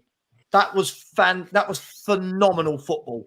If they play like that, I worry. Sorry, I think I'm only right. But the worry I have, I think it's even more of a worry. Is I didn't think they got out of second gear in that second. This is the worry. I think there's another level to this Man City team. That second half, I agree. I thought we watched it. There's levels to come from us as well, though, right? Yeah, of course there is. But we've not seen it. But we're not showing that right. He may be saying it, but we've not seen it. But maybe that's because Maybe that's because, they say the better teams you play, the more you raise your game. Maybe we haven't met anyone where we raised our game. We haven't played that many teams that come out. The teams that we have played that play against us, Burnley, we were dominant. We did really well. Yeah. Arsenal, we did really well. Liverpool, again, don't know. You're right. I think we were on the weaker side whilst it was 11 men, 10 men. Yeah, maybe. But I think the two 90-minute performances that Tottenham have played this season against teams that want to play against us were our best performances of the season. So I agree. I just don't think Man City will give us the look. For me, we all like whatever style of football we like. I'm not saying everyone has to like the same style. For me, I've been watching Pep Guardiola teams like from back in the day before it was fashionable to watch Barcelona play. That is how I like football. Every time they lost that ball today, they get it back within the 3-second rule. They win it back, and it was the overlapping. It was just the options. And this is the difference for me. Every time we get the ball, we go into Maddison, right? I think we can all agree on that, right? We look for Maddison. Today, it was Grealish, Foden, Bernardo Silva. I don't even know where that man plays, right? Alvarez, Haaland, Rodri. It was just like everyone's moving around everywhere. Not taking anything away from Man City, but when you say like Bernardo Silva, don't know where he plays. I think one of the great things about Tottenham's system is it's an absolute nightmare for midfielders to know who to track, who to mark, because you see Maddison. We won't have the ball. Man City will have the ball, mate. Doggy dropping in. You see Pedro Porro coming in. At times, you even see Sonny coming back and picking the ball up. Like there's such a fluidity to the movement that if there is a midfield instruction from Pep on, the likes of whoever, Rodri or whatever, to pick up a certain player, they might be able to pick one up, but there's always going to be that movement. Listen, I hear you. I understand your reservations and your concerns, but I think that the best version of Tottenham has yet to be seen. But I think that there's more in our performance, That's the difference. You're talking about a performance that none of us have seen. I'm talking about Man City that we've seen over and over and over. If we played to the level we played against Arsenal, if we played to the level we played against Arsenal, I think we can get something out of that game. Look, we'll have to. We'll disagree. I'll tell you, we'll have a friendly bet on that game. Yeah, and if I'm wrong, I'm happy to give away for charity. Happy to give away money for charity. I think they batter us. That's just me. I think they're going to start purring.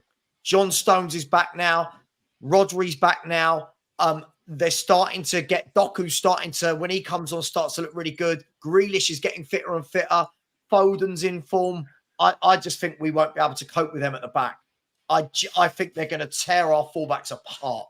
For me, sorry, negative Sava. I just think they're brilliant.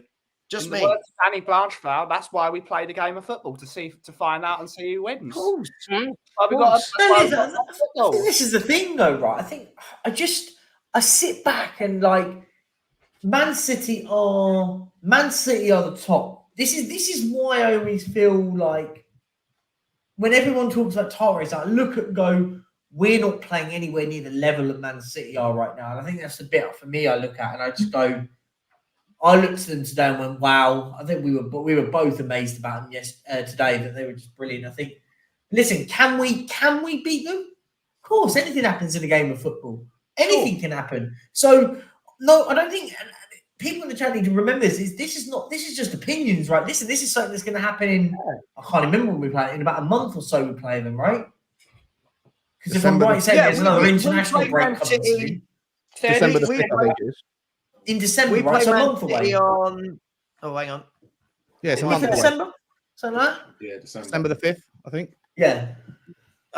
We play Manchester City on Sunday, December the 3rd. So we've got a month. All I know is when they purr, they purr. That's all I know. If I'm wrong, I'll be well happy to be wrong. Yeah, I'll be well happy to be wrong. I just saw all their options going forward today, and I thought I saw Ogbean, Adebayo, and whoever else for Luton cause us trouble time after time after time. And I'm thinking, now swap that for Haaland, Bernardo Silva, Rodri, Grealish. To be fair though, Luton did cause us problems more when we had 10 men, less than because the manager was fuming with their first half performance, and until Basuma got sent off, that's when they caused us problems. 100%. So you kind of have to take it with a pinch of salt for what Luton actually did, because we still went and won. at the end of the day. But I get what you're saying about City, but it is just one of them situations. Yeah, I'd be worried, right Sava, if you were sitting here saying Yeah, we're going to go there and smash City. Yeah, I'll be worried if you're saying that. I understand it, but we're not Man United, yeah. and that's the other thing we have to take into consideration about today. We're not Man United. Can I tell you something worries me? Do you know what it sounds like? Can I tell you what you four? I don't think Perch's saying it. Can I tell you what you four sound like? I'm going to tell you what you four sound like, right? You four sound exactly how Arsenal sounded last year when they were going to Man City, when they were top, and everyone was going, oh, but you know what? You've got to go and play against City. And they were going, we're playing brilliant football, and we can go toe-to-toe. Man City raised their game, and it was like men v boys. And that Arsenal team is better than we are. That Arsenal team last season is miles better than this Spurs team. But Arteta did learn his lesson from that last year because of the way they played a couple of weeks ago. He didn't go out and fully attack them, and he had a game plan, and that's the reason why they're frustrated. Yeah, I know it was at home. At home. But don't you think Ange will not be that naive? I think that he is going to play his game. I think he's going to go there and play his game. I think he will as well, Sean. That's my worry. Yeah. I think he will go there and be that naive. I don't think I'm sitting here sounding like any sort of Arsenal fan, because I'm not saying there that we're saying we're going to go there and we're going to beat them, or we're going to go there and we're going to match them. What I'm saying is, on our day, when we play our best, we can give them a match. And if they're not at their best, we could beat them. I'm not excusing them with confidence. I just think you can't write us off completely. Otherwise, we might go home. I think we don't think we're going to get battered. Can I ask the difference? Have we been at? Can I ask a question? Have we been at our best this season? Serious question. No. By the way, yeah. See, I don't know what this means, Perchy. Like, I don't know what our best is either. I've no idea. No idea what. Most people keep saying to me about major surgery. That there is no best until next season. We're still undergoing major surgery. But this is the thing, right? And today I see Man City at their best, and I stand, but I didn't think they were at their best today. And they made what did we compared it earlier on that we were watching. It was like an FA Cup third round game against a League Two side. I mean, absolute disrespect to Man United because they were awful, but it came across like that today. Man City. What you've got to remember is Man United aren't us, right? They're on a they're in a really dodgy situation. The manager's under fire. There's not brimming with confidence. Some of their players are absolutely dreadful. Johnny Evans and Maguire at the back. Do you know what I mean? You've got to just remember we aren't Man United. I think Man City are the best team in the world, but they're not invincible. They do get beat sometimes. I know not very often at home, but they are capable of being beaten. Who's to say Rodri or someone might come in with a 2-footed challenge and get sent off? You don't know. Anything can happen on the day. I just don't. I'll ask you a question. So let me ask you a question, Kate. I'm going to ask you a question. Yeah. I'll ask the whole panel question. Who was the last team to go to Man City, play toe-to-toe, which is what we're all saying Ange is going to do, and beat Man City?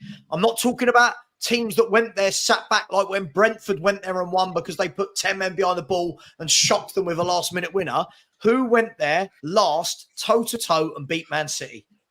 No idea, but then who was the last manager that's got 26 points on his first ever campaign in the Premier League on the first game? But that's not. No, hang on, that's not. No. Let's ask. No, hang on. If we're going to do this, let's do this properly. That's not the question I asked you. I've no idea is the answer. The question I asked you wasn't about Ange Postecoglou and the number of points we've got. The question I asked was, who was the last team that went to Man City? Look what Man City did last season to Arsenal at Man City. Arsenal were the best team in the country by a mile at the time, and Man City made them look like they were a League Two team.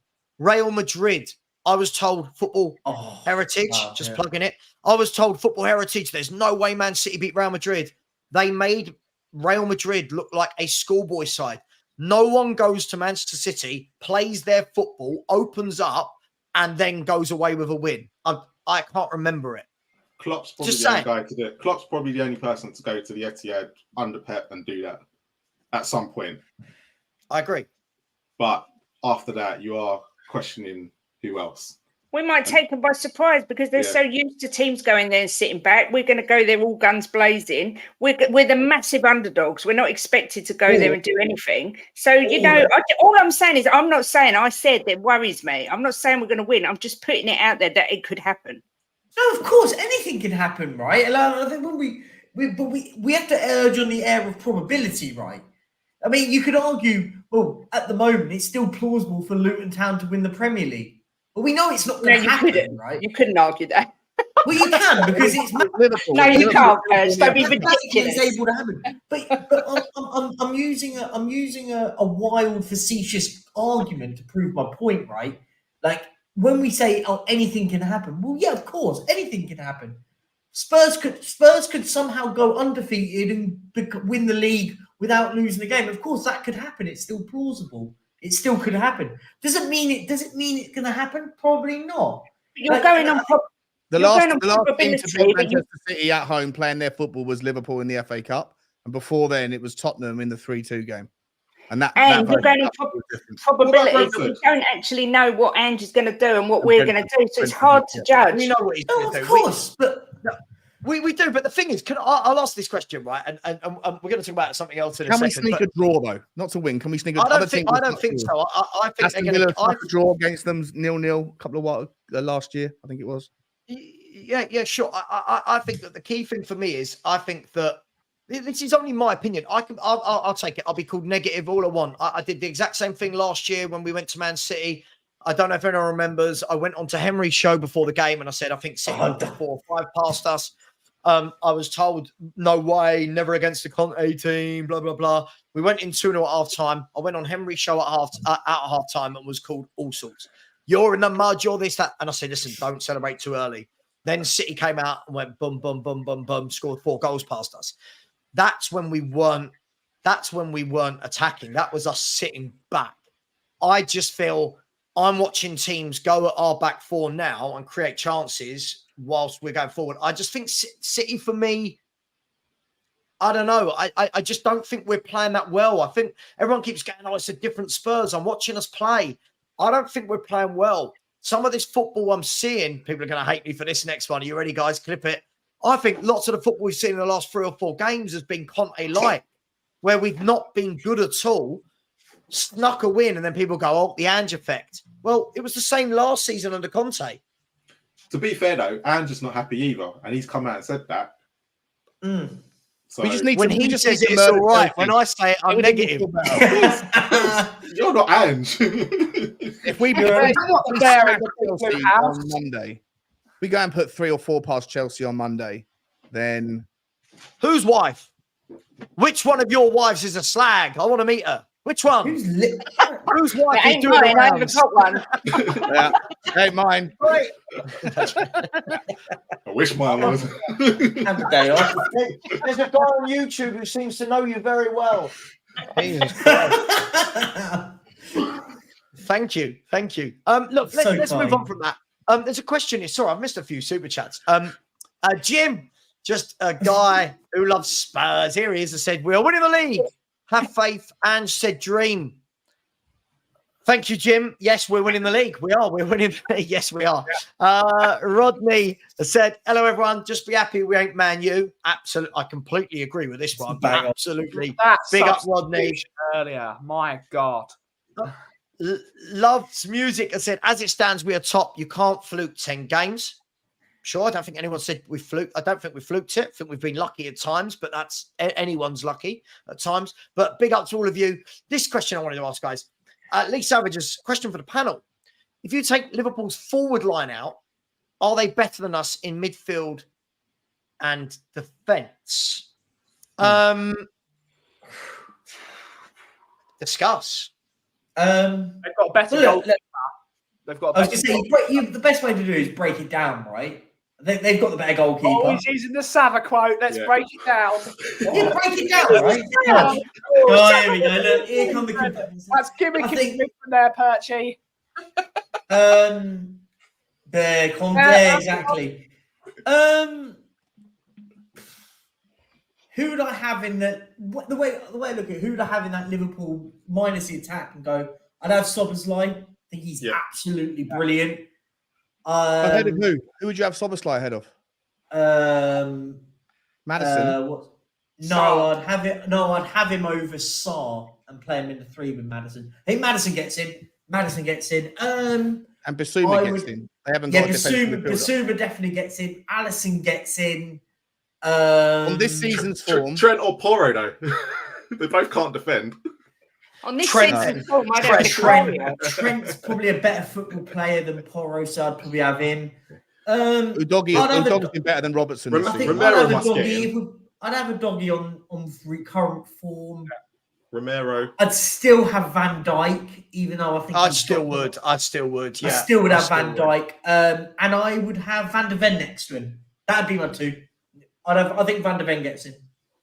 So Which side you put Van de Ven's the left, and they're both left-sided centre backs. Yeah, so you got Romero. Don't or matter. Van Dijk's Nante. good enough. He'll be able.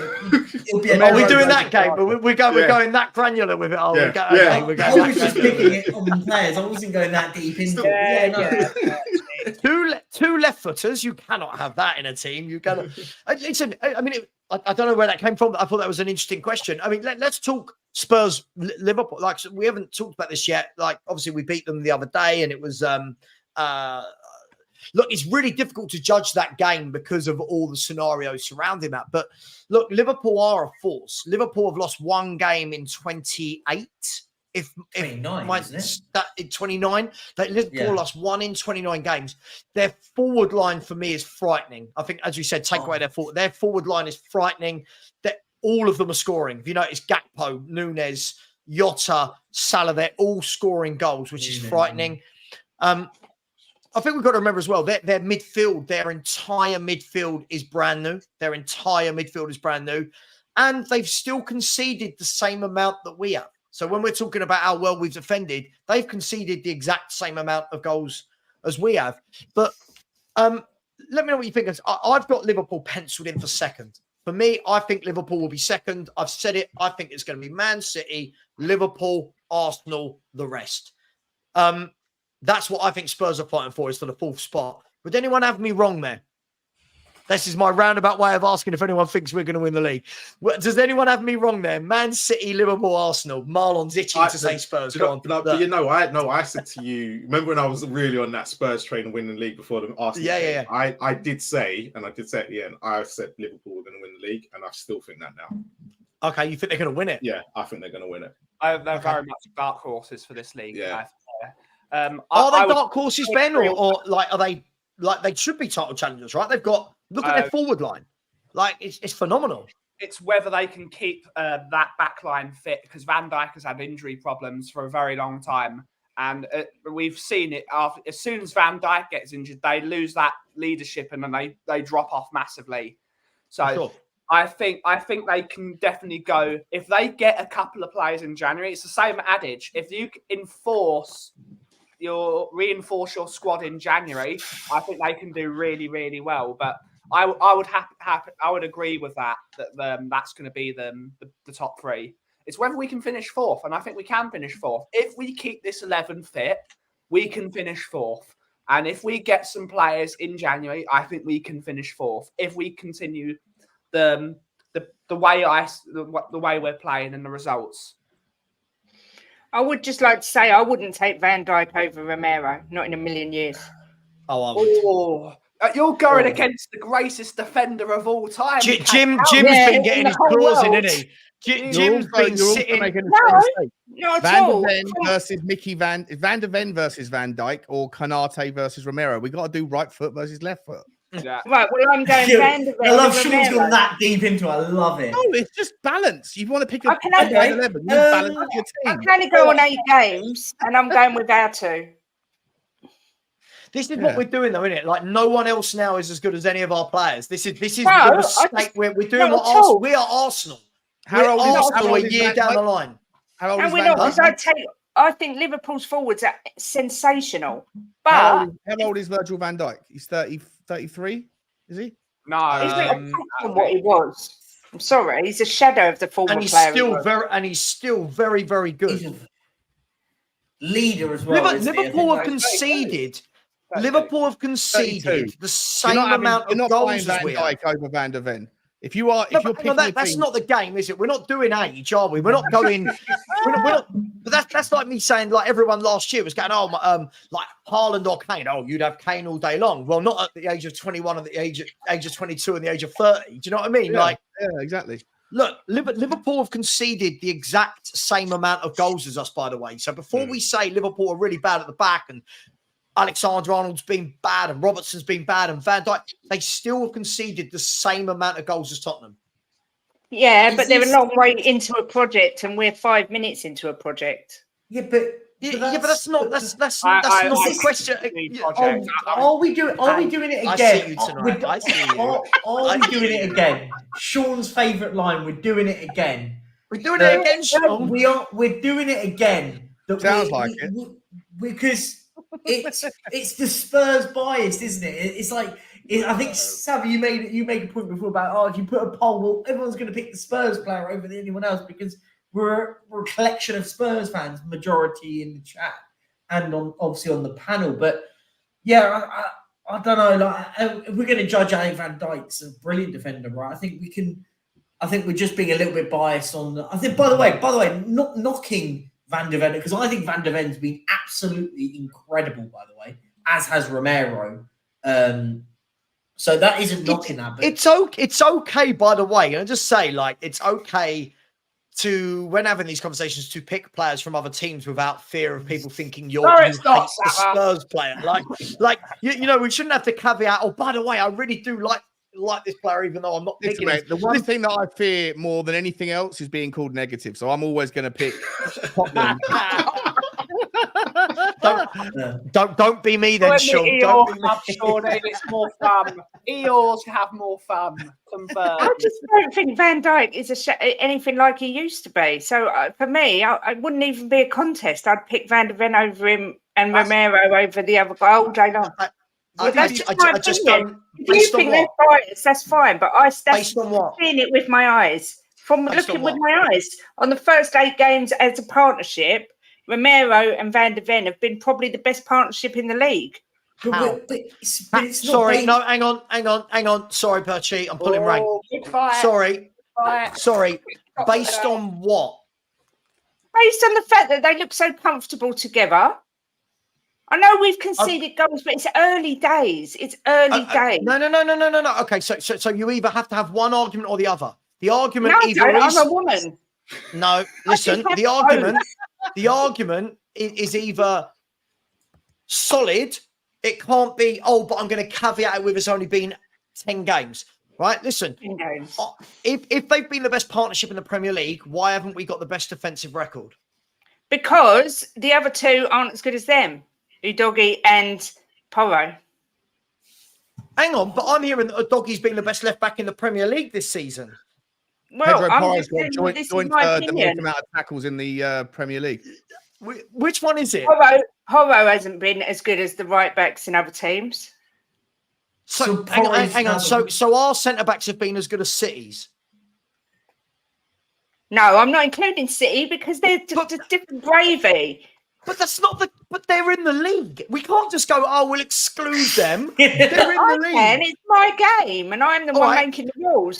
Here we go. You do have to bring in Saliba and Gabriel though as well into that. Right. This guy. Sorry, I'm trying to point at Marlon. Where is he? Up there. Hang on, it doesn't quite work. Yeah, I like. Last season they were phenomenal, but this season I'd still have Van de Ven and Romero over Saliba and Gabriel. Okay. Based on what they've conceded less goals than we have. But it's not just down to and they haven't played together all the games. Liverpool have had less clean sheets than Tottenham. It's not just down to those two to stop the goals. Don't forget. You can't just. I'm not forgetting. But based on what? I'm going by my own eye test. And I think Van de Ven and Romero have looked solid as a rock, as a pairing. Have they looked solid as a rock? I'm going to ask this question. Listen, I think they've started to form a wonderful partnership. And I'm going to use the 10-game argument against you. I think the fact that it's only 10 games, they've formed a wonderful partnership. I also think I've seen them be got at quite a lot. Right? Yeah, and they do lose space. They've left some spaces. I've said it to you. They did leave they some have. spaces. But That's the system. if They I play can- part themselves on the halfway line. Of course, there's going to be space. Sure. That's the yeah, system. that's the system. Of- I I'm not saying honestly, it's not. I'm not saying I'm it's not. not. But I know. right, okay, I know. Kate, I'll ask you. Give me your 1 to 11, Spurs and Liverpool combined. Just Kate. Just Kate. No one else. Your Right. 1 to 11, Spurs combined. Let's hear it. What overall or on this season? What are we doing? Yeah, based on the first 10 games, or because obviously Based, I'll tell you what, we'll do it based on this season, where Liverpool are 3 points behind us, where and they've conceded the same amount of goals as us and scored more than us. Give me your 1 to 11. Less clean sheets, though. Less clean sheets, Kate. Remember that. Less Only clean one sheets. more goal. I'm going Vicario in goal. No, You just wouldn't. You just wouldn't. But go on. All right. Hang on. No, go on. Alisson's made some mistakes this season already, right? Okay, Alisson's made some all right. errors this season. If you'd have Vicario. said to me over Pulse, yeah, but you've asked me a question, you're mocking me already, so I don't want to answer it. Kate, No, go on. Vicario is statistically the best goalkeeper in the league on good every God. meaningful Thank stat. you, Sean. If you're doing it on this season, it's an absolutely reasonable choice. Absolutely reasonable. Okay. Go on, Kate. All right, go on. Go on. Then I'm going, Okay, I'm going Udogie at the back right. with Van de Ven Romero, Right. and I don't know who their guy is on that side. Trent. It would be Trent Alexander-Arnold. Well, I'd go with him All right. because I think he's slightly better than Porro. Then in midfield, I'm going Madders, Basuma, and I don't know, who did we just say in the midfield? Well, you've got the players you've got left are players like McAllister. Oh, Soboslai. Soboslai, Star. I'd take. Yeah, Soboslai, right? Okay. Then I'm going Salah, right? Nunez and Son. So 4 Liverpool and 7 Spurs. Yes. All right. Sean? Vicario in goal, Udogie left back, 100% has been better than Robertson this season. I would also go for Van de Ven and Romero, and I'd go for Trent Alexander-Arnold. I'd go Bissouma in the DM. If you're going to shoehorn Szoboszlai into a second 8, then I would say, yeah, fine, put him in above Sarr, and Maddison gets in. And then the front 3 would be Salah, based on this season. Sonny gets in, and I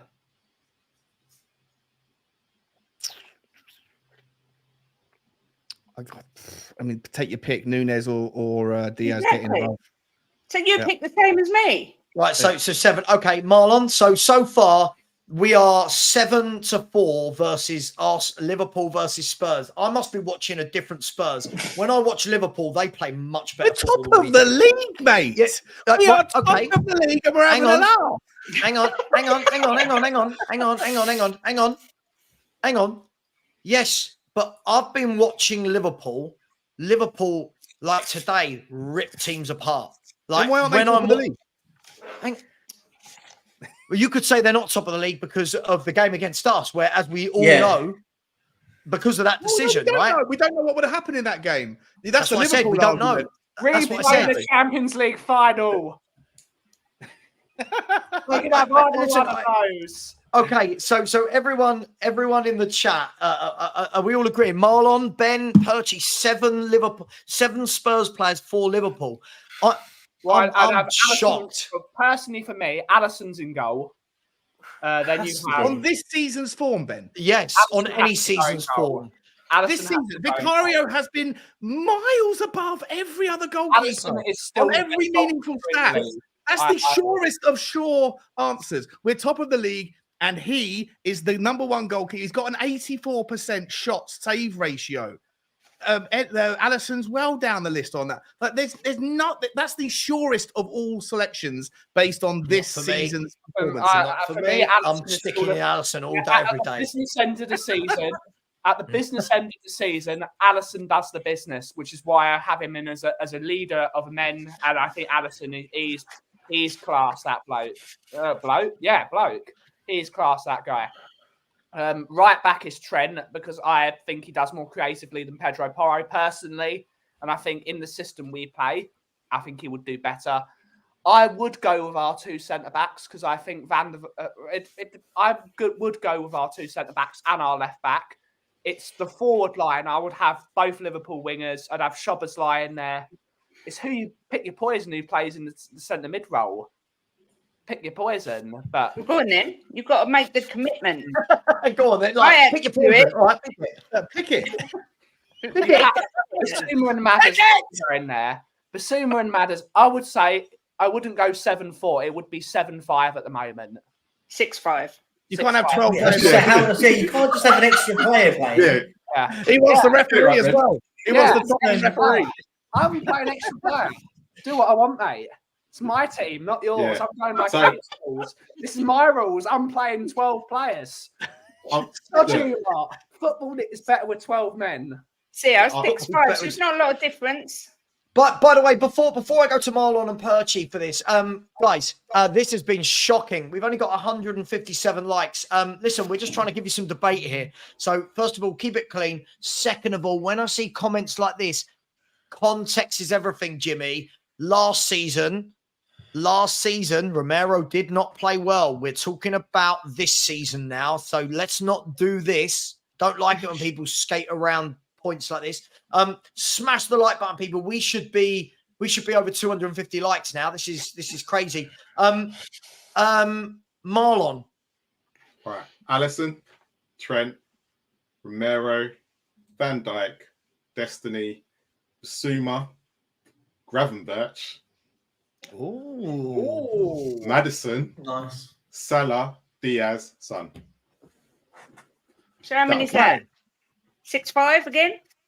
6-5 Liverpool, isn't it? Yeah. And 1 away. So it wasn't outrageous what I said. He said 6-5 Liverpool. Yeah, I know. And I said 7-5 You went Spurs. 7-4 Spurs. That's a massive swing. 7-4 Spurs. Yeah, but it's not a massive swing. Of course it It's a is. slight swing. It's a 4-player swing. Yeah, but you men always make everything seem massive. But it's actually only very small. Hang on, Marlon. Sorry, Marlon. What was you've gone for 6-5 to Liverpool? Did you say? Yep.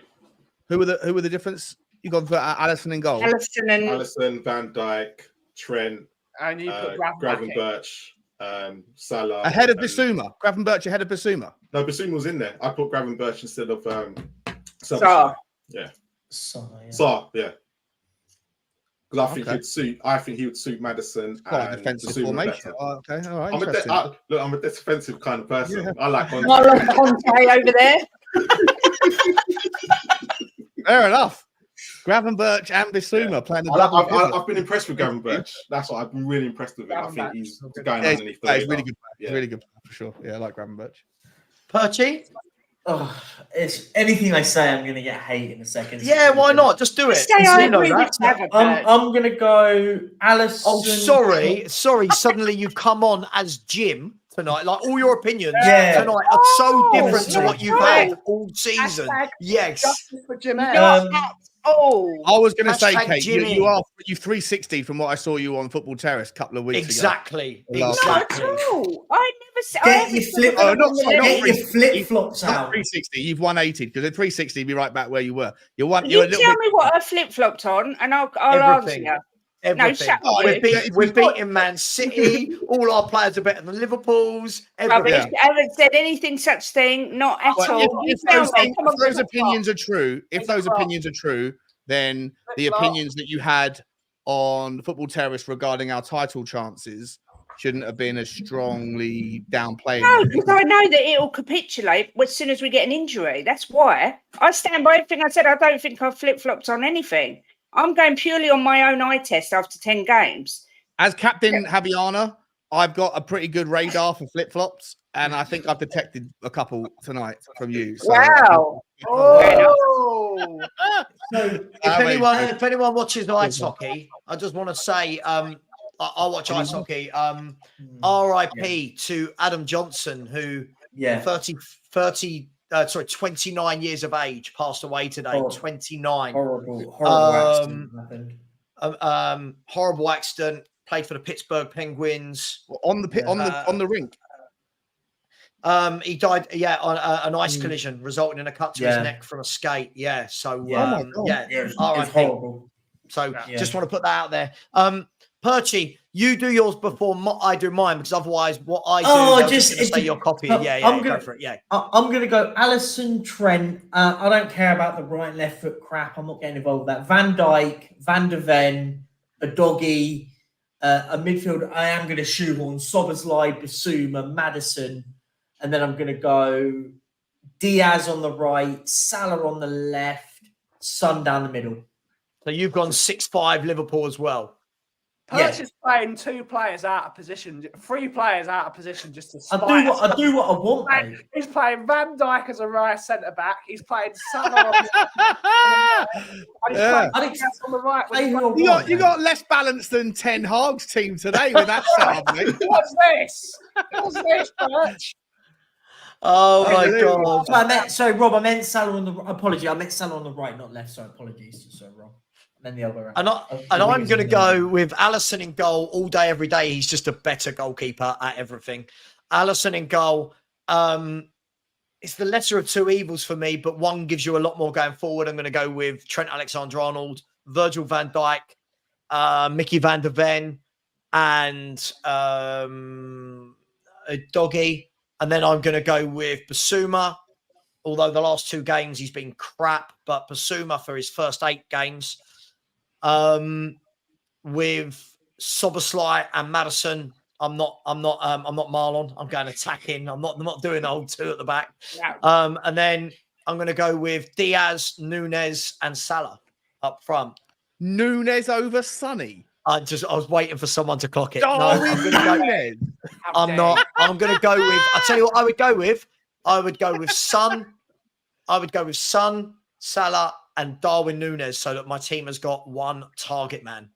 That's what I would do. I would go with Salah. You're shoehorning Sonny on the left. Sonny doesn't play on the left anymore. Hang on. This is the difference between me and you. I'm a Pep Guardiola. My team are all moving around. I don't want all of this. Oh, he plays on the right because he holds the ball. No, move around. Let's all drag people out of positions. Look, I'm just saying, of course, I'm putting Son in there. Of course, moving fluidly like that. And you've got Szoboszlai, and you've got Trent Alexander. I'm just saying that my team, my version of that team, is going to bounce and break on you like you've never seen before. It's going to break like one of those plastic chairs at a barbecue when I sit on it. I'm going to come after you in that team. It's too open, and it's going to create lots of mayhem. My Conte team. Antonio Conte and Sap Guardiola. Yeah, Marlon Conte. Gravenberg's going to be the difference. Yeah, listen, I'm going attacking, man. I'm going attacking. Listen, at the end of the day, after all is said and done, when we played Liverpool and it was 11-11 and 11v10, I witnessed who was the better team, and I witnessed who were the better players, and it wasn't our players. I'm just going to put that out there. I think we've done very well. I think the only test we've come through this season is Arsenal. If I'm brutally honest, I think the only test our players have played that well against a team where we weren't fancied was Arsenal. That's just me. That's just me. That's just me. I just think when I watch Liverpool play... We've only played 2 teams that we weren't fancied for, right? Yeah, and one of them I was massively not impressed. But listen, Sean, I'm really hard to impress. I thought we were crap against Palace. I thought we were poor against Fulham. I thought we were crap against Sheffield United. Listen, yeah, we're winning games. I'm not knocking that. But I watch Liverpool play. That's a team. I watch Liverpool play. And all of this, 7 of our players are better than theirs. I don't know how. I don't know what we're watching. That's just me. It's not the quality of players that's getting Liverpool this year, is it? Though it's not the quality of players. It's their mentality. They've had too many games where they've had a man sent off, and that's really done them. Was it 4 games? There you go, Ben. Great point. Yeah, you got to be disciplined. They've had too many games this year where they've had a man sent off. In our game, they had 2 sent off. You need to stay on the pitch. If you don't stay on the pitch, even. To be fair, though, neither of the players that got sent off were in Saba's massively aggressive attacking starting 11. So there was no drama in there. Exactly. I'm picking the lovers. Not the fighters, man. I didn't pick Curtis Jones. I'm not going with that. I didn't pick that. Look, Diego Jota. Jota's on the bench.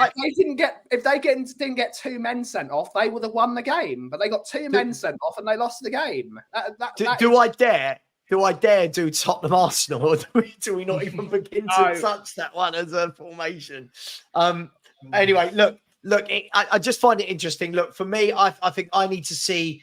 This is just for me personally. I need to see a lot better performances than what we've been seeing before I start putting these players on a pedestal like other people are. Do I think the doggy's been good? Yeah, I think he's been good. Do I see him giving the ball away a lot? Do I see defenders getting in behind him? Yes. That's not a criticism. He's 20. Do I think Van der Ven and Romero have struck up a good relationship? Yes, I do. Do I think they've come up against proper strikers yet? No. I think once we play Newcastle, once we play Villa's forward line, when we play Man City's forward line, Brighton's forward line, I'll judge them a bit more. If I'm being brutally honest, guys, I thought Liverpool, were all over us. And that for me was the big test for me. But hey, that's just me. I'm just harder to please. Maybe. That's all it is. That's all it is. Before everyone has a go at me. I'd love to know what you say to your missus on like a romantic evening on Valentine's night. Well, listen, I mean, it was all right. It wasn't, I mean, you could have done a little bit, you know. Give her a mark out of 10. I love this. I mean, who would you pick, Andrew or Klopp, based on this season? Klopp all day long. I don't think Spurs are playing. I honestly, sorry, I'll say it again. I think that the results are overshadowing how people are perceiving the football is that we're playing. I'm not coming away from games going, that was really good. I'm coming away from games going, we got over the line. And I'm not saying there's anything wrong with that, guys, but I don't think the football is as amazing as some people think it is yet. I think it will get. We have to see how we do against teams that come out at us. I agree. I agree, Sean. I massively agree with that.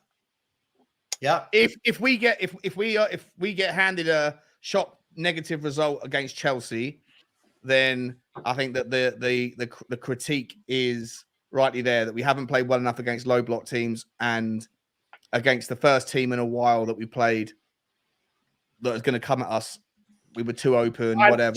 And I think the critique is valid. But if we go and put 3 or 4 past Chelsea, who are going to play against us, they're not going to come and sit in. They're going to try and play. If we can get a commanding result against them, then I think everyone's confidence should rally, because we look at the teams that are coming up over the next 10 games into Christmas, and there's more teams in that bunch that are going to play at us than sit down low block. Can I just say, Ellie, the problem is for me, listen, I'm a football fan. I know everyone's turned into this kind of Americanized. Statistically, I'm watching Liverpool. They're a better team than us. I'm sorry. They're a better football team than Tottenham Hotspur. Arsenal are a better team than Tottenham Hotspur. Man City are a better team than Tottenham Hotspur. Yes, we're above them right now. But for me, these teams for me are better. I'm sorry. When we deluded, I just think we've got a good. I think we've had the rub of the green lately. Sorry, that's just me. Yeah, I'm deluded. Listen, guys. Before we wrap up in the next 10 minutes or so, look, this weekend we played first, so there was the chance to go 5 points clear. Obviously, that has now gone down to 2 points.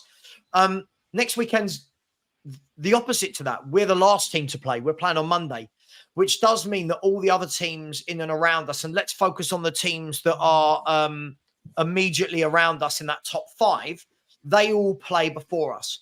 I wanted to get your take on this. So next weekend, the teams around us have got the following. You've got Man City at home to Bournemouth. You've got Newcastle, Arsenal, Liverpool away at Luton, and then we're playing Chelsea. And sorry, Aston Villa have got why can't I find Aston Villa's game? Aston Villa are away at Nottingham Forest. Next weekend could be very different, right? You would expect Man City to beat Bournemouth at home. I don't know if anyone's gonna. You expect them to, so they're gonna win. I would expect Liverpool. I would expect Liverpool to beat Luton away. If I'm brutally honest. Villa, Liverpool, and City all win. The Newcastle, Arsenal's a really interesting game. Yeah. So the question I'm asking is: will we be top next Monday night? Not tomorrow. No. The Monday after. Are we going to be top? Yes. No. Okay. So Sean, we're dropping points to Chelsea. No. The point is by Monday night, are we going to be top? The other team's Yeah, going to be but playing before before us. the game, Yeah, or after we've played. Oh, after After we've we've played played. against Chelsea. Yes, I think we beat Chelsea. I don't think so.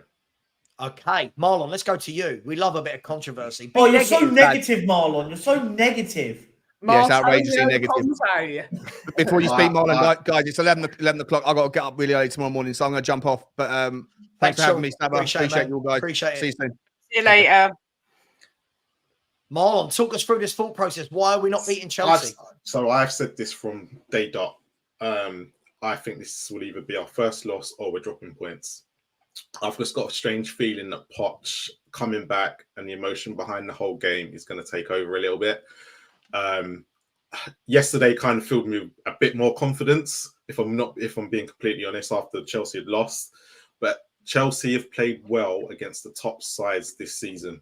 They have. They played well against Liverpool. Yeah, they have. They played well against Arsenal. So that's my worry, is that we're going to be a top side that they're going to be playing, and we might play into their hands a little bit. I've got a feeling it's going to be a draw. And I just think Poch will, something's going to happen in the game, and I just think we might turn a little bit. But I think we will drop points. Okay, interesting. Anyone else on that vibe, or is everyone else going for Spurs to beat Chelsea? No. I think. I'll be honest. I do think we'll beat Chelsea. I think it won't be one of these. I'm not saying that we're comfortably going to beat them. I wouldn't bet my house on us beating them. I don't buy into the sort of emotion side of things. I think that's something that's more of a fan thing, that we've got fans that's what I'm talking. I think the whole. But I don't think that's going to affect our squad and our players. I'd be terrified if it does affect him. The nightclub's going to be on mute that night. It'll be a silent disco. No, I think. Listen, I expect us to be like we are normally against Chelsea. A fan base specifically, I think it should be hostile. It should be. I am one of these that believes in all that. Like, listen, if we start saying that as a fan base we're worried because Poch is back, cares? We've had ex-managers turn back up at our stadiums before, and we've not made it into this big spectacle. I think Chelsea. Perch. I think this is why. Different. Why is it different? Because it's a manager we all absolutely adored, who said things and wanted back in the summer. And wanted back. Not everyone wanted him most, back. Most season holders wanted him back. The vast majority of the going to games, whenever, like for example, whenever people tried to sing "We Want Levy Out," the first thing people did was they sung Mauricio Pochettino. Okay, but Ben, do you know why you can't give those fans any credit? They're the same morons, I'll call it out. They're the same morons that are in the stadium singing about Pochettino being dead. How do we give those people any credence? Sorry. Like, first of all, I think it's a really childish song. Second of all the people that wanted Poch back were the same people. This is what I love about it, Ben, right? When people like me are sitting there going, I don't want Poch back. I'm called negative. You don't understand how good he was. Yeah. I wanted Postecoglou when not many people did. Now it's oh my God, you're negative and Poch is dead. It's like, whoa, whoa. Like, how has this been a thing? How can we go from one extreme to the other in 2 months? A lot of fans are flip-flops. They are overly emotional about football. They're overly emotional. And I think that will play into I think it will be a very hostile atmosphere. It will be and I think that actually suits us. It suits us because that is a young Chelsea team that's not really played in that really bad atmosphere yet. So I think that could work in our favour. But it's going to be an emotional game of football, whether we like it or not. We just need to steer into it. We need to steer into it. Like when Arsenal came and we beat them in that ridiculous atmosphere, we need to use that. But Ben, I wouldn't call that atmosphere emotional. I think this is the wording. I think hostile, yes. Listen, I expect it'll be emotionally hostile. You can be emotionally hostile because you can be. It's like the Sol. But emotional about what though? What's the emotion about? He has joined the enemy. He's joined, I think Chelsea are my most hated team on the planet. I say it because of personal reasons. I hate Chelsea more than Arsenal every single day of the week. And a lot of people in in the people I know. No, listen. I get all that. I get that side of things. So for Poch to be this sort of the Tottenham guy, and then for him go to Chelsea, I think it will be a very hostile. It will be an emotionally hostile game. I get all that. I do get all that, but listen, I think we should be going there. Like I think we should be beating them. I don't have any reason why we don't beat them there. I think we are, whether we like it or not, in form, if that's what you want the term. I don't think we've been playing great. I think we have to play better though. I massively. I think we can't be playing like we did against Palace, Luton, and all this lot. I agree. We've got to step it up. The one thing I will say, at home, I think we've got the edge at home. I think that's the one key bit there against Chelsea is playing home. I would worry if we were at Stamford Bridge. Ironically, that they don't win at their place at the moment. No. The stats that Thomas Frank has won more games at home won more games at Stamford Bridge in the last 12 months than Chelsea have, or something like that, says a lot about it. But listen, I think it is going to be. I think the worry's got to be about who comes in. Yeah. I think they missed the likes of Mudryk a lot yesterday. I thought they really missed him. So it'll be it. I think we win though. I think we win. I think we'll get over the line. I think it'll be. I think Chelsea will. Chelsea will play 10 men behind the ball. We've seen Poch teams with Tottenham do that. When we played Arsenal, we got a 1-1 draw. We put 10 men behind the ball. Poch does put 10 men behind the ball sometimes, and I think he will do it. It's how we break that down, because they've got some quality players in that midfield. They've got some really good. It's whether they turn up. Kate, interesting. So Marlon thinks that this will be the game we drop points. The other two are saying we should win, but it's not going to be as easy as what we're saying, and it's going to be hostile. Where are you at with Chelsea? Because they're in a. We've got to remember this is an injury-ravaged Chelsea, by the way. We're not playing Chelsea's best 11. We're playing a Chelsea team with about 10 first-team injuries. So where are you at with this? I think if we was playing a full-strength Chelsea, I'd be saying that I'm nervous. But I think having watched them, I think we've got the edge, especially being at home, and I think we'll beat them. I'm not particularly nervous about it. I normally am absolutely dreading playing Chelsea. But I just think the atmosphere is going to play a massive part in it. And I think if we can get an early goal, that's the thing. I don't want them to score first and silence the crowd sort of thing. I think we need to score first. And then, yeah, I'm quite confident. But I do think the first goal is going to be a massive factor in the game.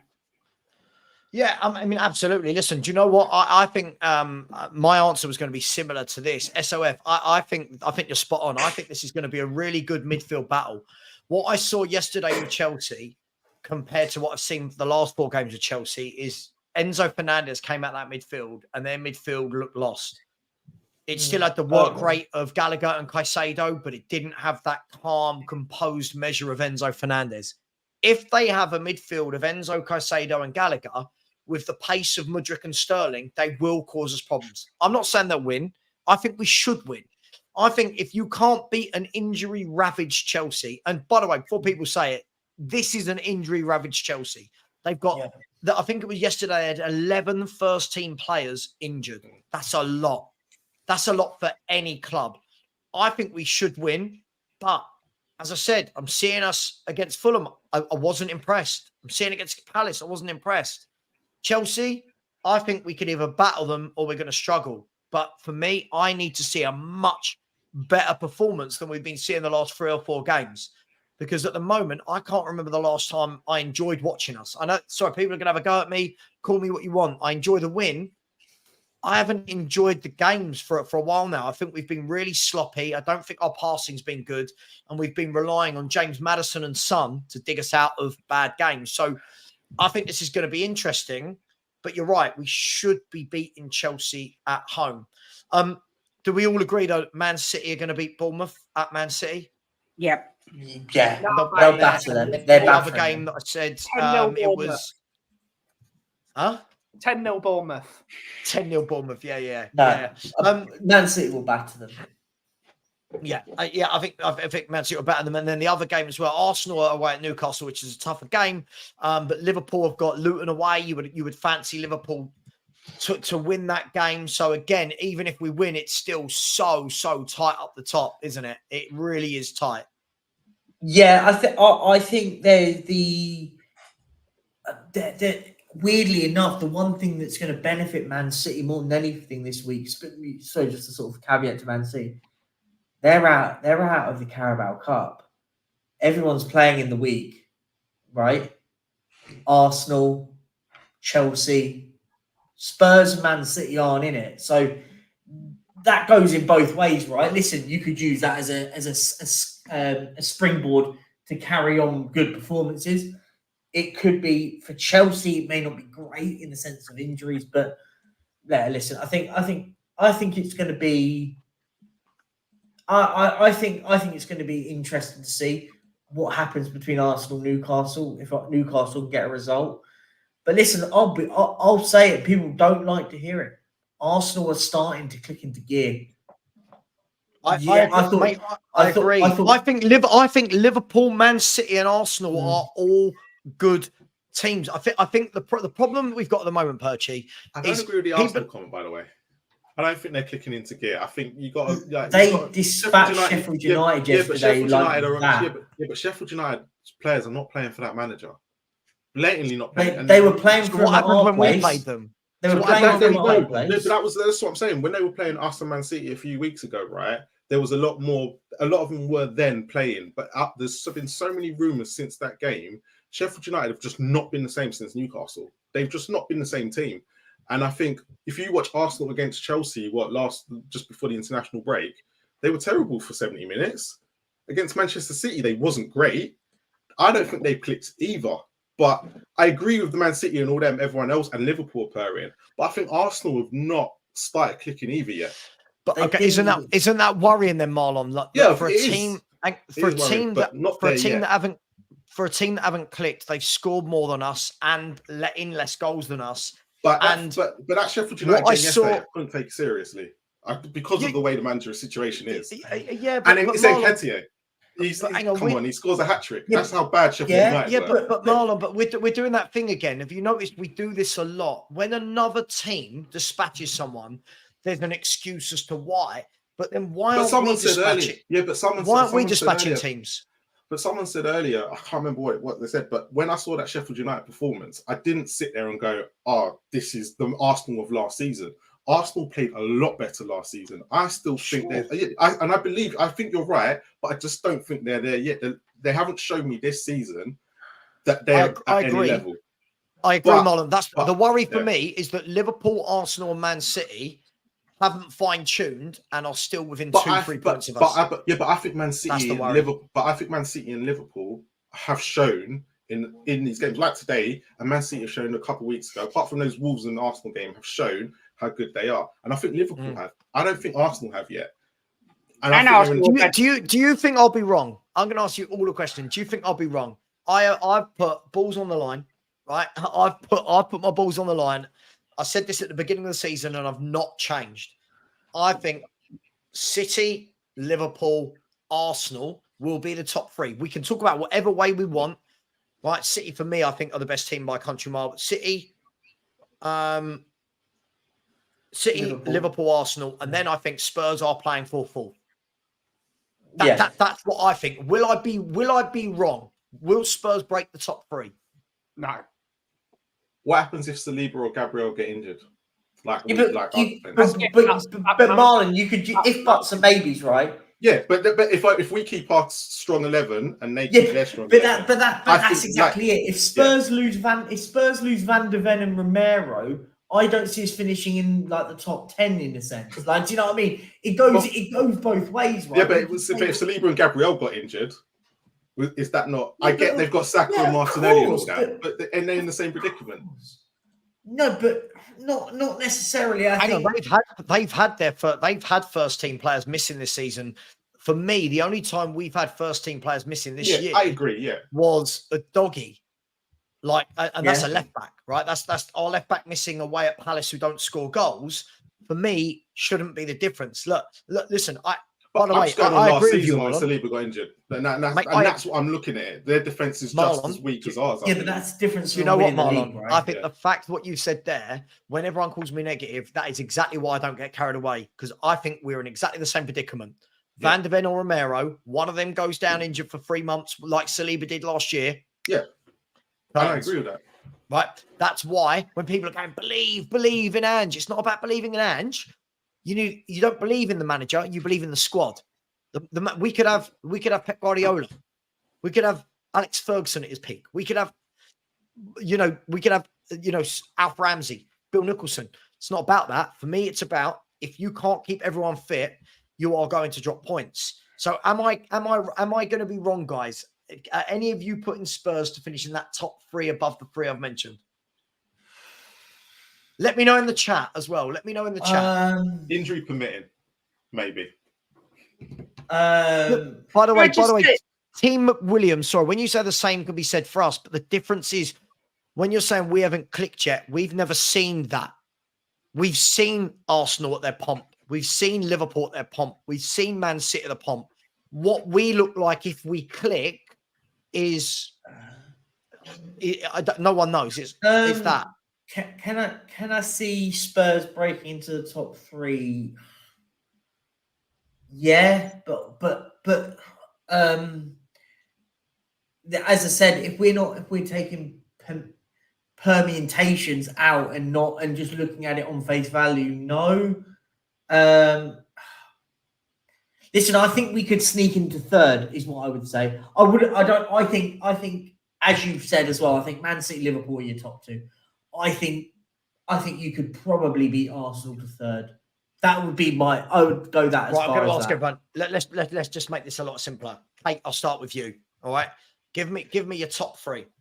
Come the end of the season. I first of all say, because I've been trying to say, Arsenal have had 5 penalties. Don't forget that. They've had 5 penalties. It's got nothing to do with anything. They've scored loads more goals than we have, but they've had 5 pens. But if you've got a pen, you've got a pen for a reason, because you are upended because But not these are the sort of excuses which we start making now. Like, it doesn't mean anything. When Harry Kane was scoring penalty week after week after week, I didn't see any Spurs fan going, but we're only scoring because we got penalties. No, but rival fans did. Right, but we're not. It doesn't mean anything. Yeah, I don't buy into all this, and I don't buy into all that. So what you asking me? Who's my top 3? Top 3 end of the season, and I'm going to clip this. Not It's you, really I'm clipping everyone. It's difficult to say because we don't know what we're going to do in January. As of this moment, I would We know what go. we're doing. I would go. Yeah. As of this moment, I would go City, Liverpool, Arsenal. Okay, so you've gone with the same top 3 as me. Yeah. Ben, top 3 Same end of thing. the season. Yeah. City, Same Liverpool, Arsenal. Yeah. Perchie? Do you know what? Ballsy. City, Liverpool, Spurs. Is that what you believe? Is that He's what you believe? losing Yeah. his apprenticeship, everyone. No, I just want to I know what you believe, not what you want people to hear. I believe Spurs and Arsenal will be close. I think it could be one of the 2. I think I want Spurs an and answer. I want No, a solid answer. I'll go. There's always one City, person who doesn't get the assignment. I want a solid answer. City, Liverpool, Spurs. I'll say we finish 3rd Okay, this season. City, Liverpool, Spurs. Marlon? I'm City, Liverpool, Spurs. I think after our start, I think we'll finish in the top 3. Cool. So for all those people, I did that to prove a point. But all those people who called me negative, not one other person on this panel thinks Tottenham are going to win the league. Not one other person on this panel thinks Tottenham are going to finish 2nd. When I say it, I am negative. I am not enjoying the ride. Right? I don't get it. I think Tottenham will be anywhere between 4th and 6th. Kate, you bring up a good point. We're going to talk about this next show is the January window. When you say you don't know what we're going to do, I'm going to put my money. I'm going to put my money on Daniel Levy doing what Daniel Levy does best and going for a couple of cheap options. And then every fan in the fan base then pretending, it's difficult to sign players in the January window and giving them an out. What I don't understand, is Perchie, you sat there and you've said Liverpool are a far better team than us. Arsenal are a far better team than us. And then you've just said we're finished above Arsenal. Flip. No, I never said. I never. Hang on. That's No, exactly what you said. I said Liverpool are a far better team. No, and you said Arsenal. No, I said Arsenal are yet permitted, but I think we aren't. We're closer to Arsenal than we are to the other two. Right, but you didn't say that. You said Arsenal were playing much better and a better team. I think we're closer to Arsenal than we are to Man City or Liverpool. I think, as I said, for me, I think Arsenal and Spurs, it's going to be very close. I think it'll go down to the end. I think the other two will walk it. I don't think Arsenal are going to be this incredible team, isn't it? Clip it, come back to me at the end of the season. I'm not massively excited. Aren't you worried though, Perchy? I'll just ask the question. Sorry, if anyone needs to drop, but we can go for another 5 if everyone's cool. Look, for me, I think the worry for me is that I've seen how this Arsenal team can play, right? Yep. That we know the level they've got to go to. I'm not saying we can't go to a level, but I don't know what that level is, Perchy, because I've not seen it. I think we may have peaked at our level because I still think when you are playing the likes of Kulusevski, Richarlison, Brennan Johnson, I think they're the level below. If I'm honest, I look at Liverpool's forwards, I look at Arsenal's forwards, I look at City's forwards. I think we're levels below. I think we've had a great start. I think City will win it by 8 to 10 points. I'll be honest. I think when City go on their run, I think they'll win it by 8 to 10. I've got Liverpool and Arsenal within 3 points, 4 points of each other. Liverpool, Arsenal. Then I think there'll be a drop back, and I think it will be between Spurs, Villa. I do think that Newcastle and Brighton will get back up there, but I don't see any reason why we can't finish 4th. But I don't see us in the top 3. I think Xhaka missing for Arsenal and not being here this season has been a big difference. Yeah. And I think that's why, like, for me, like, I think Perchy's right. I think we're Saka and Martinelli away from Arsenal. I've said this from the beginning because I think our midfield, like Odegaard and Maddison, not much between them. Rice, yeah, he's been brilliant for Arsenal. I'm not going to deny that. But Basuma's also been brilliant for us. I think that extra midfield place, I think Sarr has probably been better than what they've put in there so far. Like, he's been better than Havertz. He's been better than Jorginho. He's been better than all of them.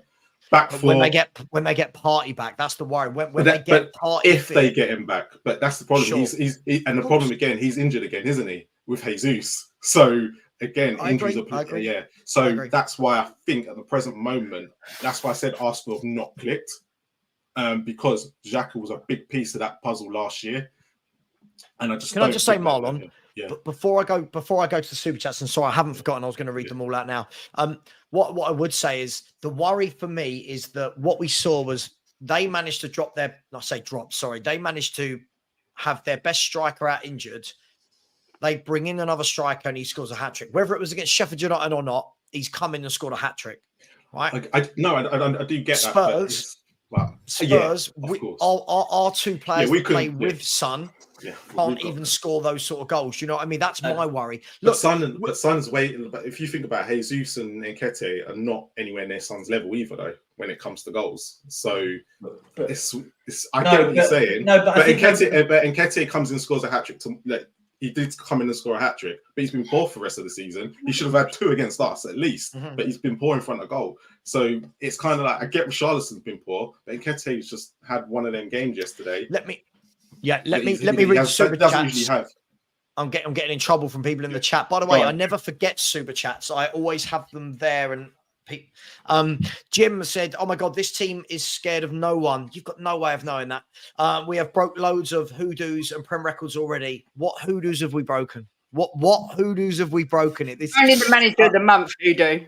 Only that one. As far this team will not be scared of City. Ange will have a plan. And there's a lot of faith. Okay, so Jim, this team isn't scared of anyone. If Man City batter us and we don't win the league, I'm coming for you, Jim, because I'll tell you why. It's because these people that keep talking about Ange like he's a messiah, he can only do what he can do with the players he's got.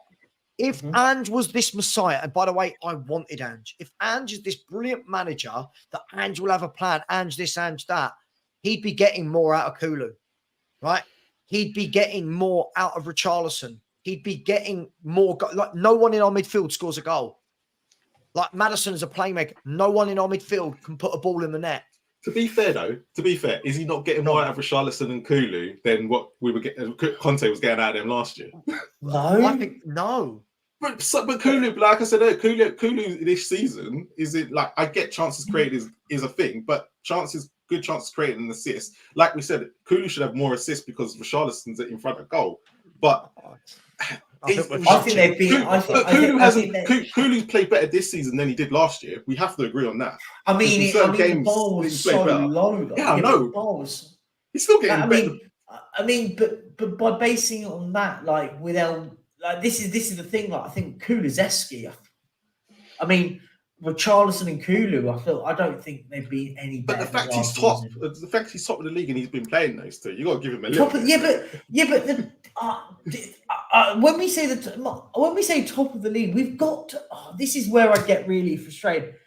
It's a false economy, right? Yeah, of course. We haven't played everyone once, at least. I agree. Let's play everyone once. Here's the question: up to 19 games, will we be top after 19 games? Anyone in chat, will we be top of the league after 19 games? Maybe.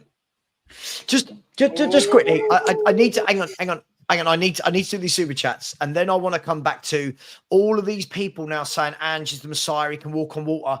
I seem to remember when I was doing these shows in the summer, and I was saying I'm happy with Ange. So many of these people were telling me that Ange Postecoglou, this is underwhelming. He's come from Scotland. Now all of a sudden, after 10 games, he's a Messiah. I just feel like we are Arsenal fans of last year. We are not learning. Anyway, hang on. Let me do the super chats first. Let me do the super chats, please. Mia has said, just because we think our players are good, we aren't Arsenal. Come on, Sarah, that's hyperbolic. No, but Mia, but the problem is all the things the Arsenal fans were doing last year and we were laughing at them for, we are now doing. That we are doing exactly the same thing. We're going to win the league after 10 games. This manager is tactically brilliant. This manager, I remember, Arteta will go and school Pep Guardiola at Man City. Wrong. This squad is big enough to win the league. Wrong. We can cope with injuries. Wrong. We've not learned. For me, I don't think we've learned. Just for me. And one more super chat. Mick Dundee. I mean, if ever I've seen hyperbole, big up Mick Dundee. Thank you so much for the super chat. But VDV Romero to shut down Haaland. Okay. Yeah, just the 65 game goals in 68 games. Ange will be the last that goes to Man City, plays and beats them. Spurs midfield will dominate. So now our midfield's going to dominate Man City's midfield at Man City. The front three with Johnson on the right will give Man City nightmares. I mean, our front three hasn't given anyone nightmares. Why are we now going to give Man City nightmares with Vardial and Kyle Walker as fullbacks? I just don't know where this is all coming from. In Ange, we trust. Come on, we Spurs. Yes, we all love Ange. We all trust Ange. That doesn't mean that we're going to... Thank you so much for the super chat. This is what I mean. When everyone's telling me we're not doing what Arsenal done last year, these comments are hyperbolic. These are hyperbolic comments. This is why these fans are waiting for us. Do we realise that? Like, Kate, you know when you went onto the football terrace? Yep. And that kid was going, we're going to win the league. We're going to win it. Right? Now, yeah, he was the extreme. But now when I'm watching these shows, every time we win, these fans are going in going, we can win a league. We can win a league. And it's like, cool. Here's my thing. All these people that are telling me I'm wrong, all these people that are saying Ange is a Messiah, can walk on water. Cool. When we don't win all the things that people are saying, what's the excuse for Ange then? Like the League Cup. Right. But Marlon, do you see what I'm saying? Listen, I've got to stick by my opinion. When inevitably we don't win the league, when inevitably I don't think we'll be in a title challenge, right? What will the excuse be? What's it going to be, people? Is that we're not ready, right? That we didn't have the squad for it, that it's year one. Is that right? Yeah, and right? that we were never expected to win it. Right. So which is Kate, which is everything I'm saying now. Now. Yeah, exactly. Now. Everything I'm saying now is going to be their response when we don't inevitably win. And this is the thing, like, God bless your husband. I love Jim. He's a great guy. But this kind of just believe, and this is a different team. I haven't seen anything to suggest it's massively different yet. We are 3 points above what Conte had us doing last year. 3 points. My boy, Conte. Can I say something? We're talking of him. That's a great one. You've just segmented me into what I was going to say. We are. I remember when Conte got us back into the Champions League, right? He was held as the Messiah. Everyone was going, "Oh, there you go, Conte's done it." Blah blah blah blah blah. We're back in the Champions League. We're better than Arsenal. Then what happened? I'm not saying it's going to be exactly the same, but we've been here before. We've been many here before. times. Many times, Virtue, we've been here before. Pochettino was glorified as the Messiah. Won us nothing. He was glorified. Even to this day, fans are sitting there saying he's amazing. Like, do you know the thing is, though? We don't learn. I think a lot of the people, like Jim, like Hoover, deep down, I don't think they really believe it. I think they want to believe it more than anything. I don't think they truly in their heart believe it. I know my husband inside out and back to front, and I don't believe for 1 second he believes it. Not for a minute, but but writes it in the chat every day. Yeah, but Kate, that's the difference. Like, I just want to call someone out, Ben. I know I need to go. I'm going to stop the show in 1 minute, right? Yeah. All right. This is what makes me laugh. You're the other end of the extreme. I mean, haven't I just said I think Spurs will finish 4th or 5th? What end of the extreme am I? So where do you think I'm saying Spurs will finish, Gaz? This is what I mean. When you come on and lie, there's no extreme. I'm not saying Tottenham will finish in the bottom half. I fully expect Spurs Tottenham finishing 3rd from bottom. Right. So I'm not saying Spurs are going to have a bad year. I think we're going to finish 4th or 5th, which I believe gets us Champions League football. Yeah. That, if I had said that in the summer, everyone would be going, "That's well positive." Right. Now I'm saying it now. Everyone's going, "You're negative. You're the other end of the extreme." This is what people like Gaz do. I talk as much crap. What? Because I don't think we're going to win a league title. It's absolutely mind-blowing. But this is the point, though. I remember, and Sava, we were doing streams together all during the summer when people going, "Oh, I can't believe you two want Harry Kane to go. We'll get relegated without Harry Kane." Every single we will get relegated. How can you? You can't be a Spurs fan if you want our best striker to leave. I remember all this. I've got the receipts if we need them. All of this was in the summer. No. What are you doing? Hang on. I also got in the summer. Also, what I got in the summer was Ange Postecoglou. Why do we want someone from Celtic? We should be getting a better manager than Ange Postecoglou, right? Oh, here he is. Here he is. Oh, hello. Come on, Jim. Why are Spurs winning the league title? Oh, the chair's a bit short. Sava, listen to me, right?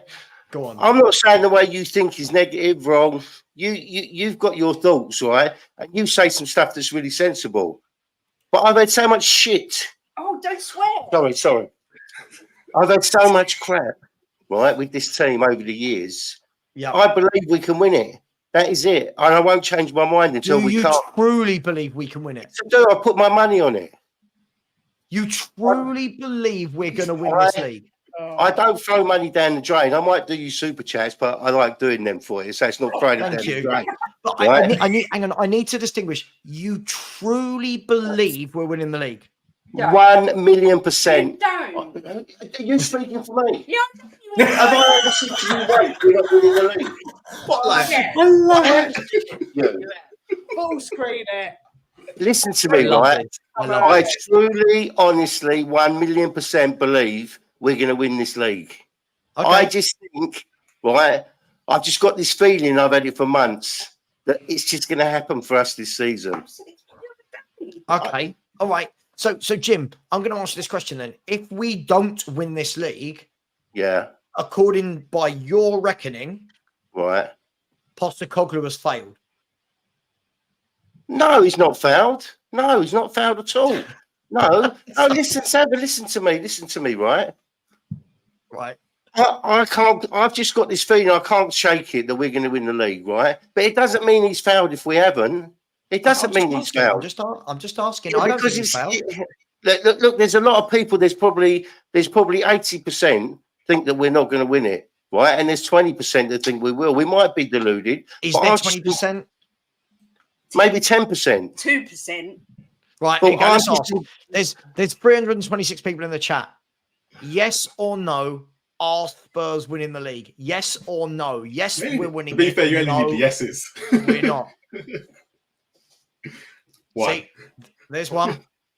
Yes, we're winning the league. I love this because what I want to see is when Spurs inevitably don't, I wonder if all these people that have been having a right pop at me, I wonder if they come back and go, yeah, to be fair, your level-headedness. No, Yeah. Sarah, listen to me, right? I don't have a pop at no one. No, this is not true. Ellie, you're old enough to know that this is nonsense. Just because you believe, listen, I believe I'm going to win the lottery tonight doesn't mean I'm going to win it. That's not, this is, look at this. Look, no, hang on. Let's look at this, right? Look how many yeses there are. I love this. Look how many people, all right, yes, no, yes, no, no, no, yes, no, yes, we can. I believe we're winning it. Yes, no, hell no, yes, no, yeah. Like, look how many of these people are just saying yes. I love this. I hope you are all right and I'm wrong. Yeah. Agreed. I want you guys to be right there saying yes, but I sit back and just go based on but the context is based on what do people base it on us winning the league? That's the way I look at it. Is it just a feeling? It's just a feeling. It's silly people like this that if you're saying no, you must be an Arsenal fan. Oh yeah, no. but that's ridiculous. Stefan, listen to me, right? Everybody's entitled to their opinion. And when someone gives me an opinion on their football, like I listen to you, I would never think to myself, "Oh, what a tosspot!" What? No. That's fine. You can say Wally? You can say shit as well. It's fine. It's the Right? other bombs. I would never think that because I listen to people's opinions and some of them are really opposite to mine. But I sit there and I think, you know what? Okay, Jim, let me ask you a question then. Okay, Jim, I'm going to ask you a question. Give me, Ben, if you need to drop, my man. I know you need to drop. Right. Thank you so much, Ben. Thank you. Love you to bits, man. Right. Jim, give me 5 points as to why we are winning the league. Not why we can. You said we are. What 5? Give me 5 reasons why we are winning this league and why we are better than Man City, Liverpool, and Arsenal. I'm not saying we're better than Man City. I'm saying we're going to win the league. No, because look, it's not. Have a look. Football's not about being better than one team, right? It's about doing better than that team. Right. Okay. But Jim, Jim, let's keep this real. So to win this league, you've got to be better than Man City. So why are we better than Man City, better than Liverpool, and better than Arsenal? 5 reasons why we're winning the league. We're winning when we're playing bad, right? Right. Angie's a winner. He knows how to get teams over the line. Okay. We've got January to come where I am convinced that we will add. But can I ask based on what? Like what's because I don't think Levy's going to be a muppet again and not back this team. I think that he's let Poch down. We're not learning. This is my opinion, right? He let Poch down. Yeah. Okay, there's free. Right, he let Poch down, and I don't think he'll let Ange down. There's free. Well, do I need 5 once? Well, I don't know. I can't think of any more. do you know what I haven't heard there? I haven't heard anything about depth of squad. I haven't heard anything about. But this is what I said to you. If Levy lets Ange down in January and he doesn't top this team up, and then my thoughts will start to change, right? Because I think, right? Because I'm not being honest with you. Hang on. Guys. What do you mean? I think Spurs are going to get Champions League football this year. People in the summer were telling me we're getting relegated. What? Okay, listen, I'll tell you what, right? People like Gaz, clip this. When we don't win the league, I fully expect everyone who said I was wrong to say, you know what, you were right. When we don't win the league, I'll tell you what, someone's asked me here 5 reasons why we won't win the league. I mean, I could give you 100 reasons why we won't win the league. 1, our squad depth is crap. And what I mean by that is not numbers. I mean quality. Yeah, our squad depth is crap. 2, the manager's never done it before in the Premier League. We can talk about him winning leagues in other countries. To get over this league, like we saw with Arteta last year, you've got to have know-how how to manage those games. 3, I don't think the football is as good as everyone's saying it is. Everyone's talking about this Ange ball and how great it is. At the moment, I don't think we're seeing that. I think we've seen a couple of examples of playing good football in a couple of halves. I don't think it's that good. Yeah. 4, I don't think we've got the goal scorers for it. I genuinely do not think when push comes to shove, I think Liverpool have goals in them, Arsenal have goals in them, Man City have plenty of goals in them. I don't think we do. Yeah. And 5, I think we are one centre-back or James Maddison injury away from falling away. And now people will say, oh, isn't that the same with everyone? Man City right now don't have their best player and haven't all season and are 2 points off the top of the table with their best player, and they've not been playing well. Man City, this is why. So if he goes in January and buys a striker, a centre-back, right, and say a midfielder, what do you think then? Decent ones. But decent, like you don't win the league with decent. You win the league with quality ones. This is the difference. Look what Arsenal did last year in the window. Arsenal went and bought a decent centre-half and a decent midfielder. They bought Kiwior and Trossard. Yeah, they fell off. They fell off. Why? Because one of their big players got injured and they went, right? If Maddison comes out of this team, this whole game plan dies. If that's this it. Whole game, of course, but we can't go on. We could say what if City loses? You know, so and so. But they've lost Kevin De Bruyne. They already have. All we can do there is wait and see how it unfolds. That's all we can do there. Sure, but so based on 10 games, you think we're winning a league based on these 10 games? Yeah. I had this feeling before 10 games. Help me. I can't help it, Trevor. I can't help the way I feel. Help me. me. Know something? Let me tell you, right? Are you thinking with this or this? Yeah. But listen, what I don't like, Jim, what I don't like though is I get that a lot. Like, I'm not saying you're saying this, but in the chat, what I get loads is, oh, just think like this. It feels great. That's great. It does feel but good. Jim, I'm sure it does. But my mind doesn't just go, do you know what? If I think we're going to win a league, I'll feel great and it will be true. My mind is the same as it was last year when I watched Arsenal fly. And I was sitting there. You all saw me go onto the football terrace in February and say to all the Arsenal fans that were 8 or 9 points clear, I sat there in front of all of them. There was a room full of Arsenal fans and I went, you lot aren't winning the league.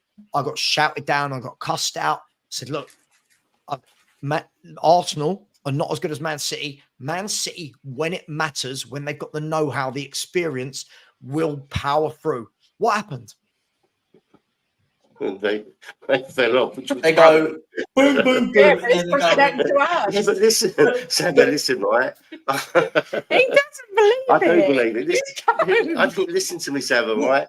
If it falls off, I won't be sitting there crying, and I won't. If people say things to me, I'll laugh because I don't really care what people think about what I think. Jim, can I just say one, Jim, I'm not, by the way, people say this in the chat. I'm not telling you what to believe. Great. Believe it. Go and believe it. I love that you believe it. I love that you think it. But what I hate that I am told I am negative because I don't believe we're winning a title. No one outside of Tottenham thinks we're winning a league title. Why? Yeah, who cares what they think? No. Hang on. But listen, I'm a YouTuber that's discussing football. I'm not in the playground going this, that, yeah. Why does no one else give us a chance to win this league title? Because they don't think we're good enough. Right. Okay. Why don't they think we're good enough? Because of the depth of the squad, probably mainly. That's what I would think. I think it's right. I think it's because we are Tottenham Hotspur and we're Spurs. Why does everyone think Man City's going to win it though? Because they're a big team. And everyone thinks Man City's going to win it or Liverpool. Why? Everyone thinks Man City are going to win it. Not listen to me. Things happen in football, and so They do. In every sport, surprises happen. You know, and nobody thought Arsenal were going to be in a title race. Why can't it happen for us? Why? Go away. Of course it can. But Jim, I say this all the time. Of course it can happen. Anything can happen, right? I say it, football's like anything can happen. But what normally happens? Man City go and win 10 games on a row and win the league by 93 points. Yeah, but we might go and win 11 games on a row. Don't say that. But what evidence has that happened? That's the argument, right? It's evidence that we've just won 10 games. So we won 8 games and drawn 2. Hang on. There's someone I want to address in the chat just quickly. One of the key things is the differences in what Percy's just said and what you said, Jim. The difference is no title was ever won in October. Right? Yeah, I agree. Right. So the first 10 games compared to the last 10, 15 games isn't the same thing, right? There's a huge difference between being top of a league now when, let's be fair, there's been no pressure on us. There's no pressure to do anything because no one expects anything. There was no pressure on Arsenal last year. Everyone said Arsenal won't make top 4 last year. Do you remember this, guys? Everyone said Spurs. Right. Let me go deep with this, right? Let me go deep. All the fans now, and by the way, all the fans in the chat can say what they want about me. It's fine. I hear this every year about Spurs, and I'm normally right? And it's not about, oh, I'm right, you're wrong. But the point is that because I don't think with this and I think with this, it means that my predictions are normally a little bit more aligned to what's really happening rather than my love of the cockerel, right? If that makes sense, right? Last year, in the summer, everybody sat there and said, look at this squad. Look how strong Spurs' squad are. Antonio Conte is a winner. We've got 2 players in each position. Why can't we go and win the league? And I turned around and said, because we are still 2 to 3 players that dictate everything Spurs do. The depth isn't there. The squad isn't as good as we think, right? Then what started to happen is after the first 10 games, Jim, where we were only 3 points worse off than we are now, remember that. Everyone's going on like, and just got us 10 points further ahead. We're only 3 points better off than we were last year. Everyone started doing this, what they're doing to me in the chat, Jim. Everyone started doing this. Savas in the mud. Look what Conte's doing. Conte's a winner. You didn't back Conte.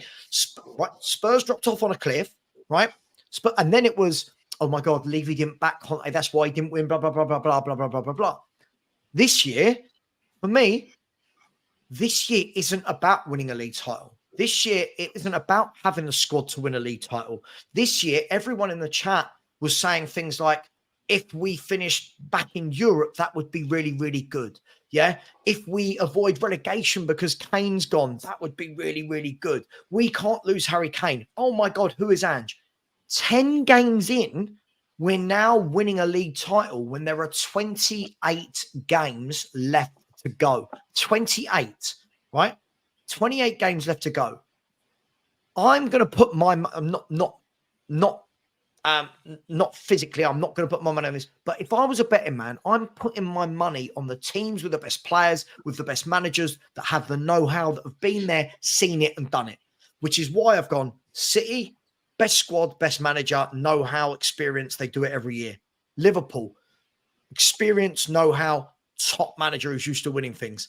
Arsenal, because they've had their project longer, and we saw last year when they're at the peak what they can do.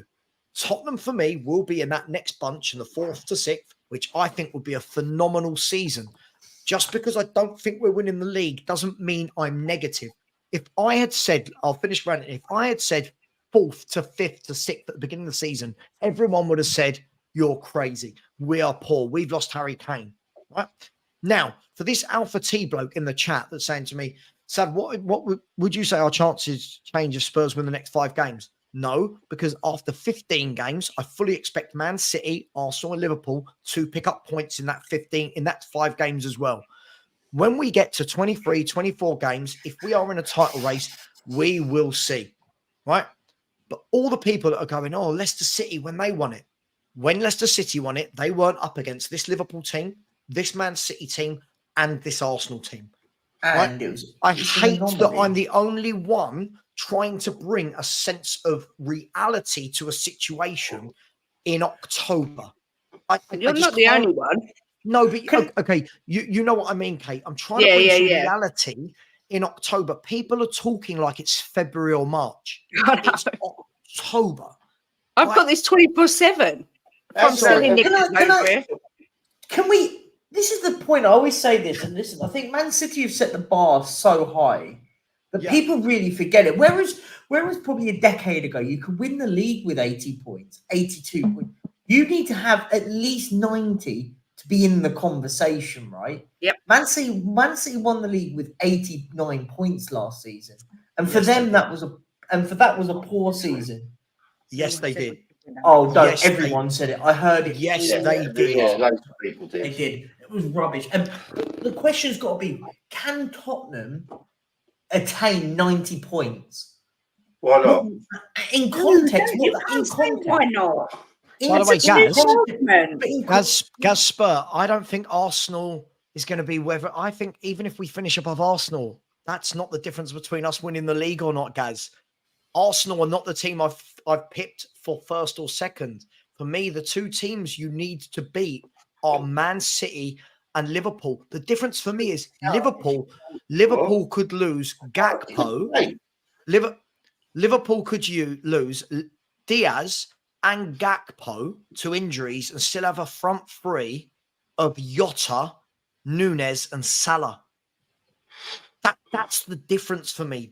It's about depth. It's about the players, right? We haven't got that. Sorry, I don't know what's happened at this football club. Let me ask you a question, right? Do you think in January that they will strengthen well? No. You don't? No, strengthen well for what? I mean, for positions we need players. No, they will go to try and finish in the top four. Levy won't go over the edge to try and get the league. We will sign players in January. I agree, we will. But are we going to sign players that are going to win us the league? No. The players we've signed so far ain't been too bad, have they, Perchy? Let's be honest. Well, three of them. Three of them. Four of them haven't done anything. Three of them have. Knows to pick a player. Yeah, but is it Ange picking them? He's just getting told what they can buy. I don't know that. Yeah, but you don't know that Ange is picking them. When he done one of his first interviews, right, he said that he's going to change his club from top to bottom. Do you remember that?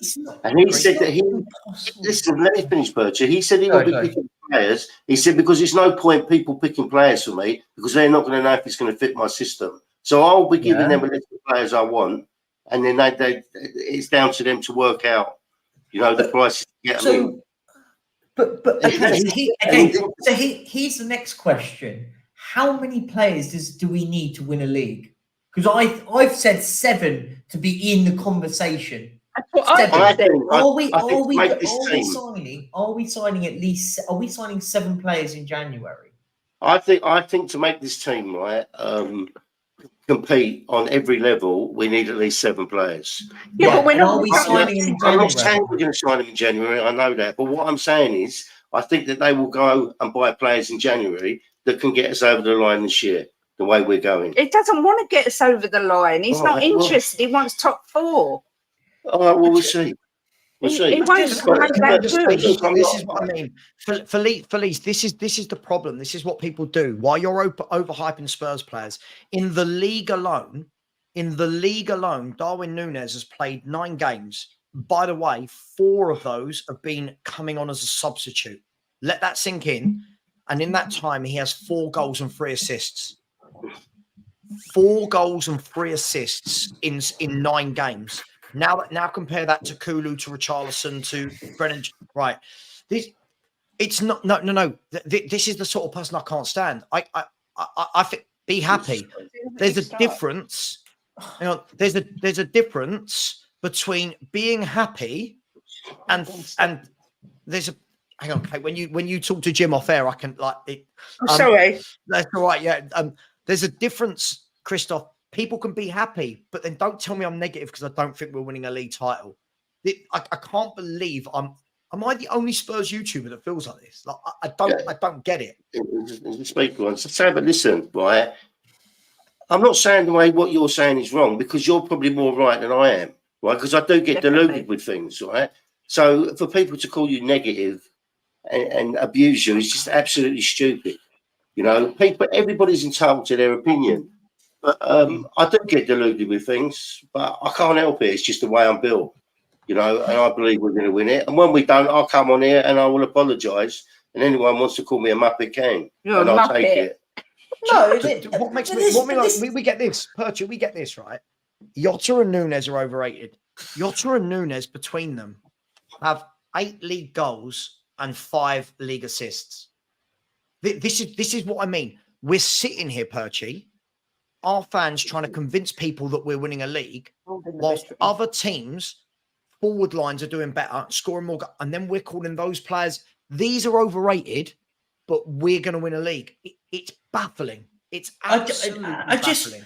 It is, and when I see like comments like which saying if we don't saying like it was where was it? If we win, I don't want to see him at the ceremony. Basically saying if we win the league, we now all of a sudden can't listen. If Tottenham win the league, me and Sava will be in the mud. We'll be whatever you want, whatever you guys in the chat want. We'll do. No. Just hear me out. I'll do whatever. I don't care if we win the league because I'd love Tottenham to win the league. But hear me out.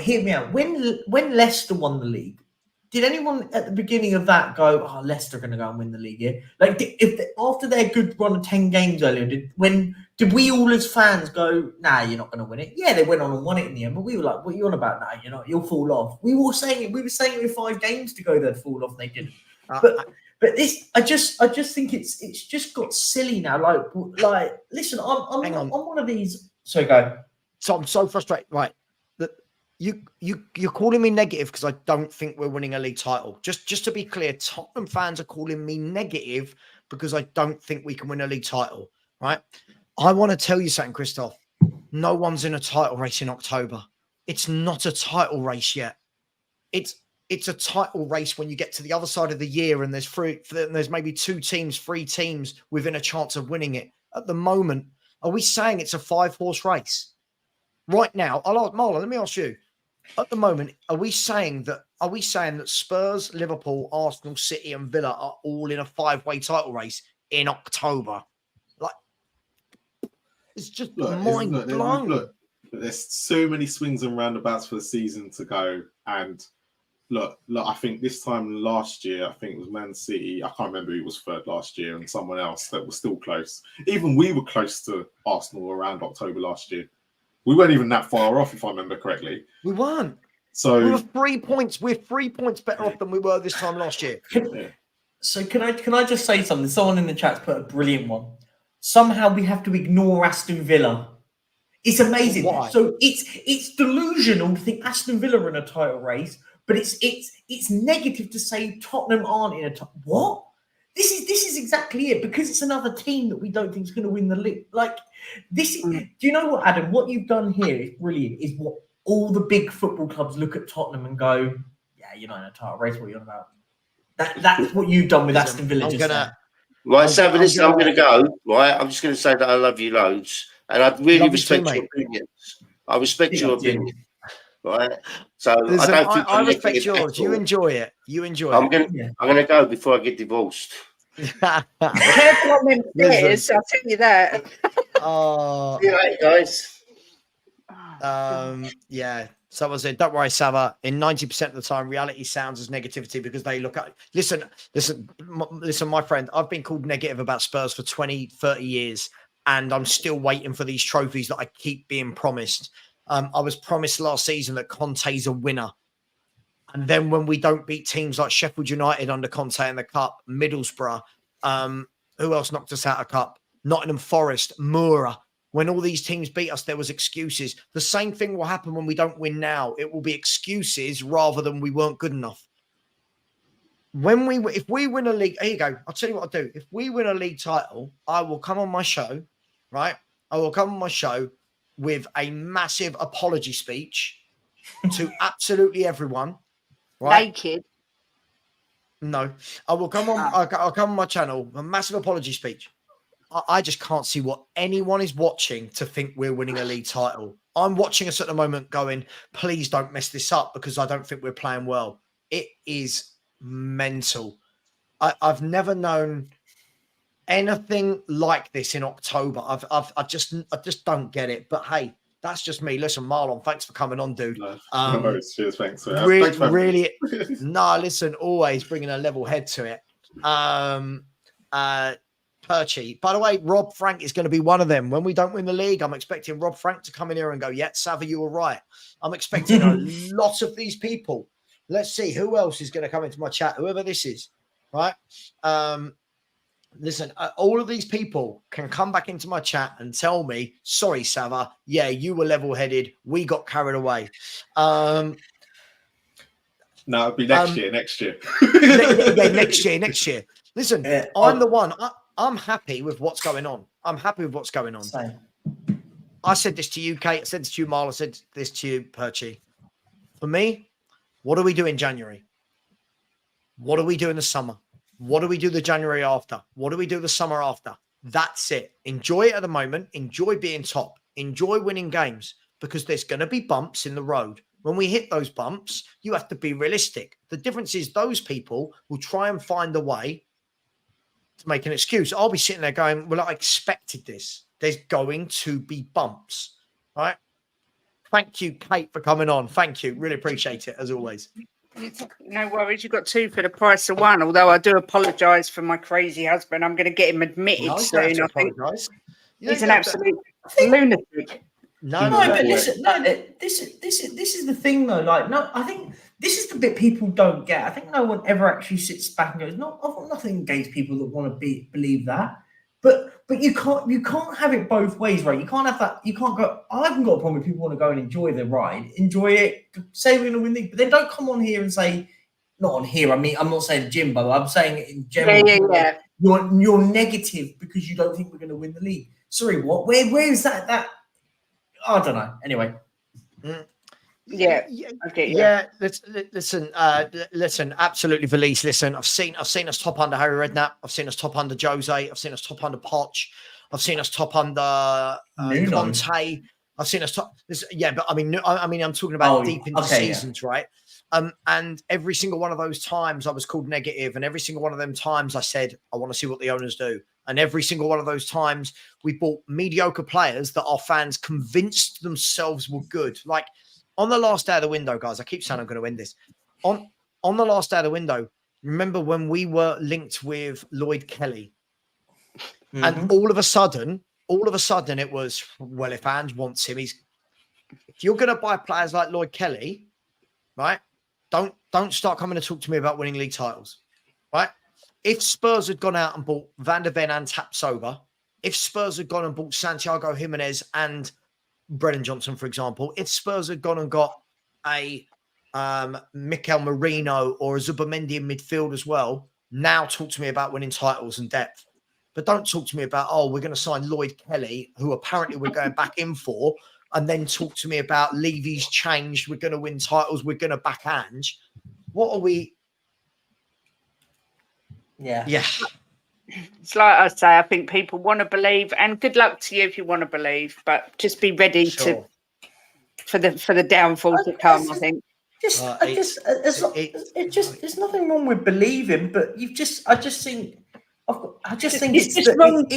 It's when people. I've got nothing wrong with people believing, but it's when people just point at other people that sit there and go, "Hang on, I've been here before." Like, come on, it's what's happening is realism has become negative now. No, guys, stop this. Sorry, Perchy, sorry. Stop this. I don't love running our club down. I'm keeping it level. I'm keeping it real.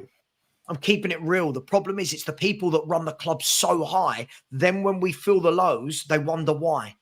Yeah, I've heard this thrown at me for years. I had the exact same thing under Jose, the exact same thing under Poch, the exact same thing under Conte. I keep getting told this. You run our club down. I'm running the club down because so far in the 23 years these owners have had the club, we've not got over the line because we don't run it properly. Exactly. Now, will that change? Will that change under 3 or 4 years of Ange? We hope so. Will it change in one summer? I don't believe so. Right? West Ham, remember 4 or 5 games ago, West Ham were top and their fans were going, this year, Champions League, we're shooing, look how well we've done this summer. And I was telling all my West Ham fans, What are you talking about? 5 games. People don't learn. Yeah. When you met your wife, was it with your mind or with your emotion? Sorry, what? Sorry? I'm Gaz, yes, there is such a thing as balance. I'm giving it to you. I think Spurs are going to finish in the Champions League this year. Is that not balance? I think Spurs are making great strides and progressing this year. I think Spurs have got a really good manager this year. I like the signings we've made to a degree so far. What have I not said? What I love about people like Gaz, if I invite them on to try and tell me what I've said, they come out with these strap lines, but they can't actually tell me what. What have I not said that's balanced? I honestly, I've never understood this. If people need a channel that says we're going to win the league, go and watch the channels that say we're winning the league. That's cool. When we win the league, come on here and tell me I'm wrong. I'll take it. All right. Yeah, Perchy, thanks for coming on. I just can't. Yeah, Dan, it was the alcohol, right? It was the alcohol. Listen, big up to everyone. I've really enjoyed that. I can't believe, as a Spurs fan, my mates who are not Spurs can't believe how much firefighting I have to put out to try and explain to people why we're not ready to win a league title. It is amazing how after 10 games we all thinks, not we all, but that we have fans that think we are good enough to win it.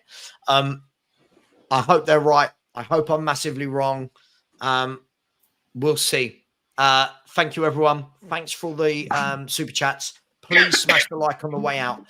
What I would say is, everybody in the chat, if you haven't subscribed already, please do. We've had a lot of people in tonight, and not many people are smashing that subscribe button, which is disappointing. So please, it is rude. So please. So Gaz. So what are we saying that's different? If you're telling me about balance, you're saying we won't win the league. I'm saying we won't win the league. What is it that I've said that's running the club down? I don't get it. Anyway, take care, everyone. Thank you very much. And by the way, on Wednesday night at 6 p.m, I will be live. Wednesday is my birthday as well, so please remember that and send me cards and money in the post. Please join us at 6 p.m. I'm going to have a channel announcement, something that's going to change the scope of the channel massively, announcing a few different things. So please join me at 6 p.m. for that. We will see you then. I'll be back before then as well. Thank you to Marlon. Please go and subscribe to these guys. They are wicked guys. Haas, Marlon, and Ashmatic, really good content creators who should have thousands now. They should be loads. Please go and subscribe to Perchy at the Perchy TV. Subscribe to Kate as well. She may have a crazy husband, but they're great people. Go and subscribe, and subscribe to me as well. If we can get 5 people subscribing on their way out, much love. Take care, and as always, Spurs are winning the league. Come on, you Spurs.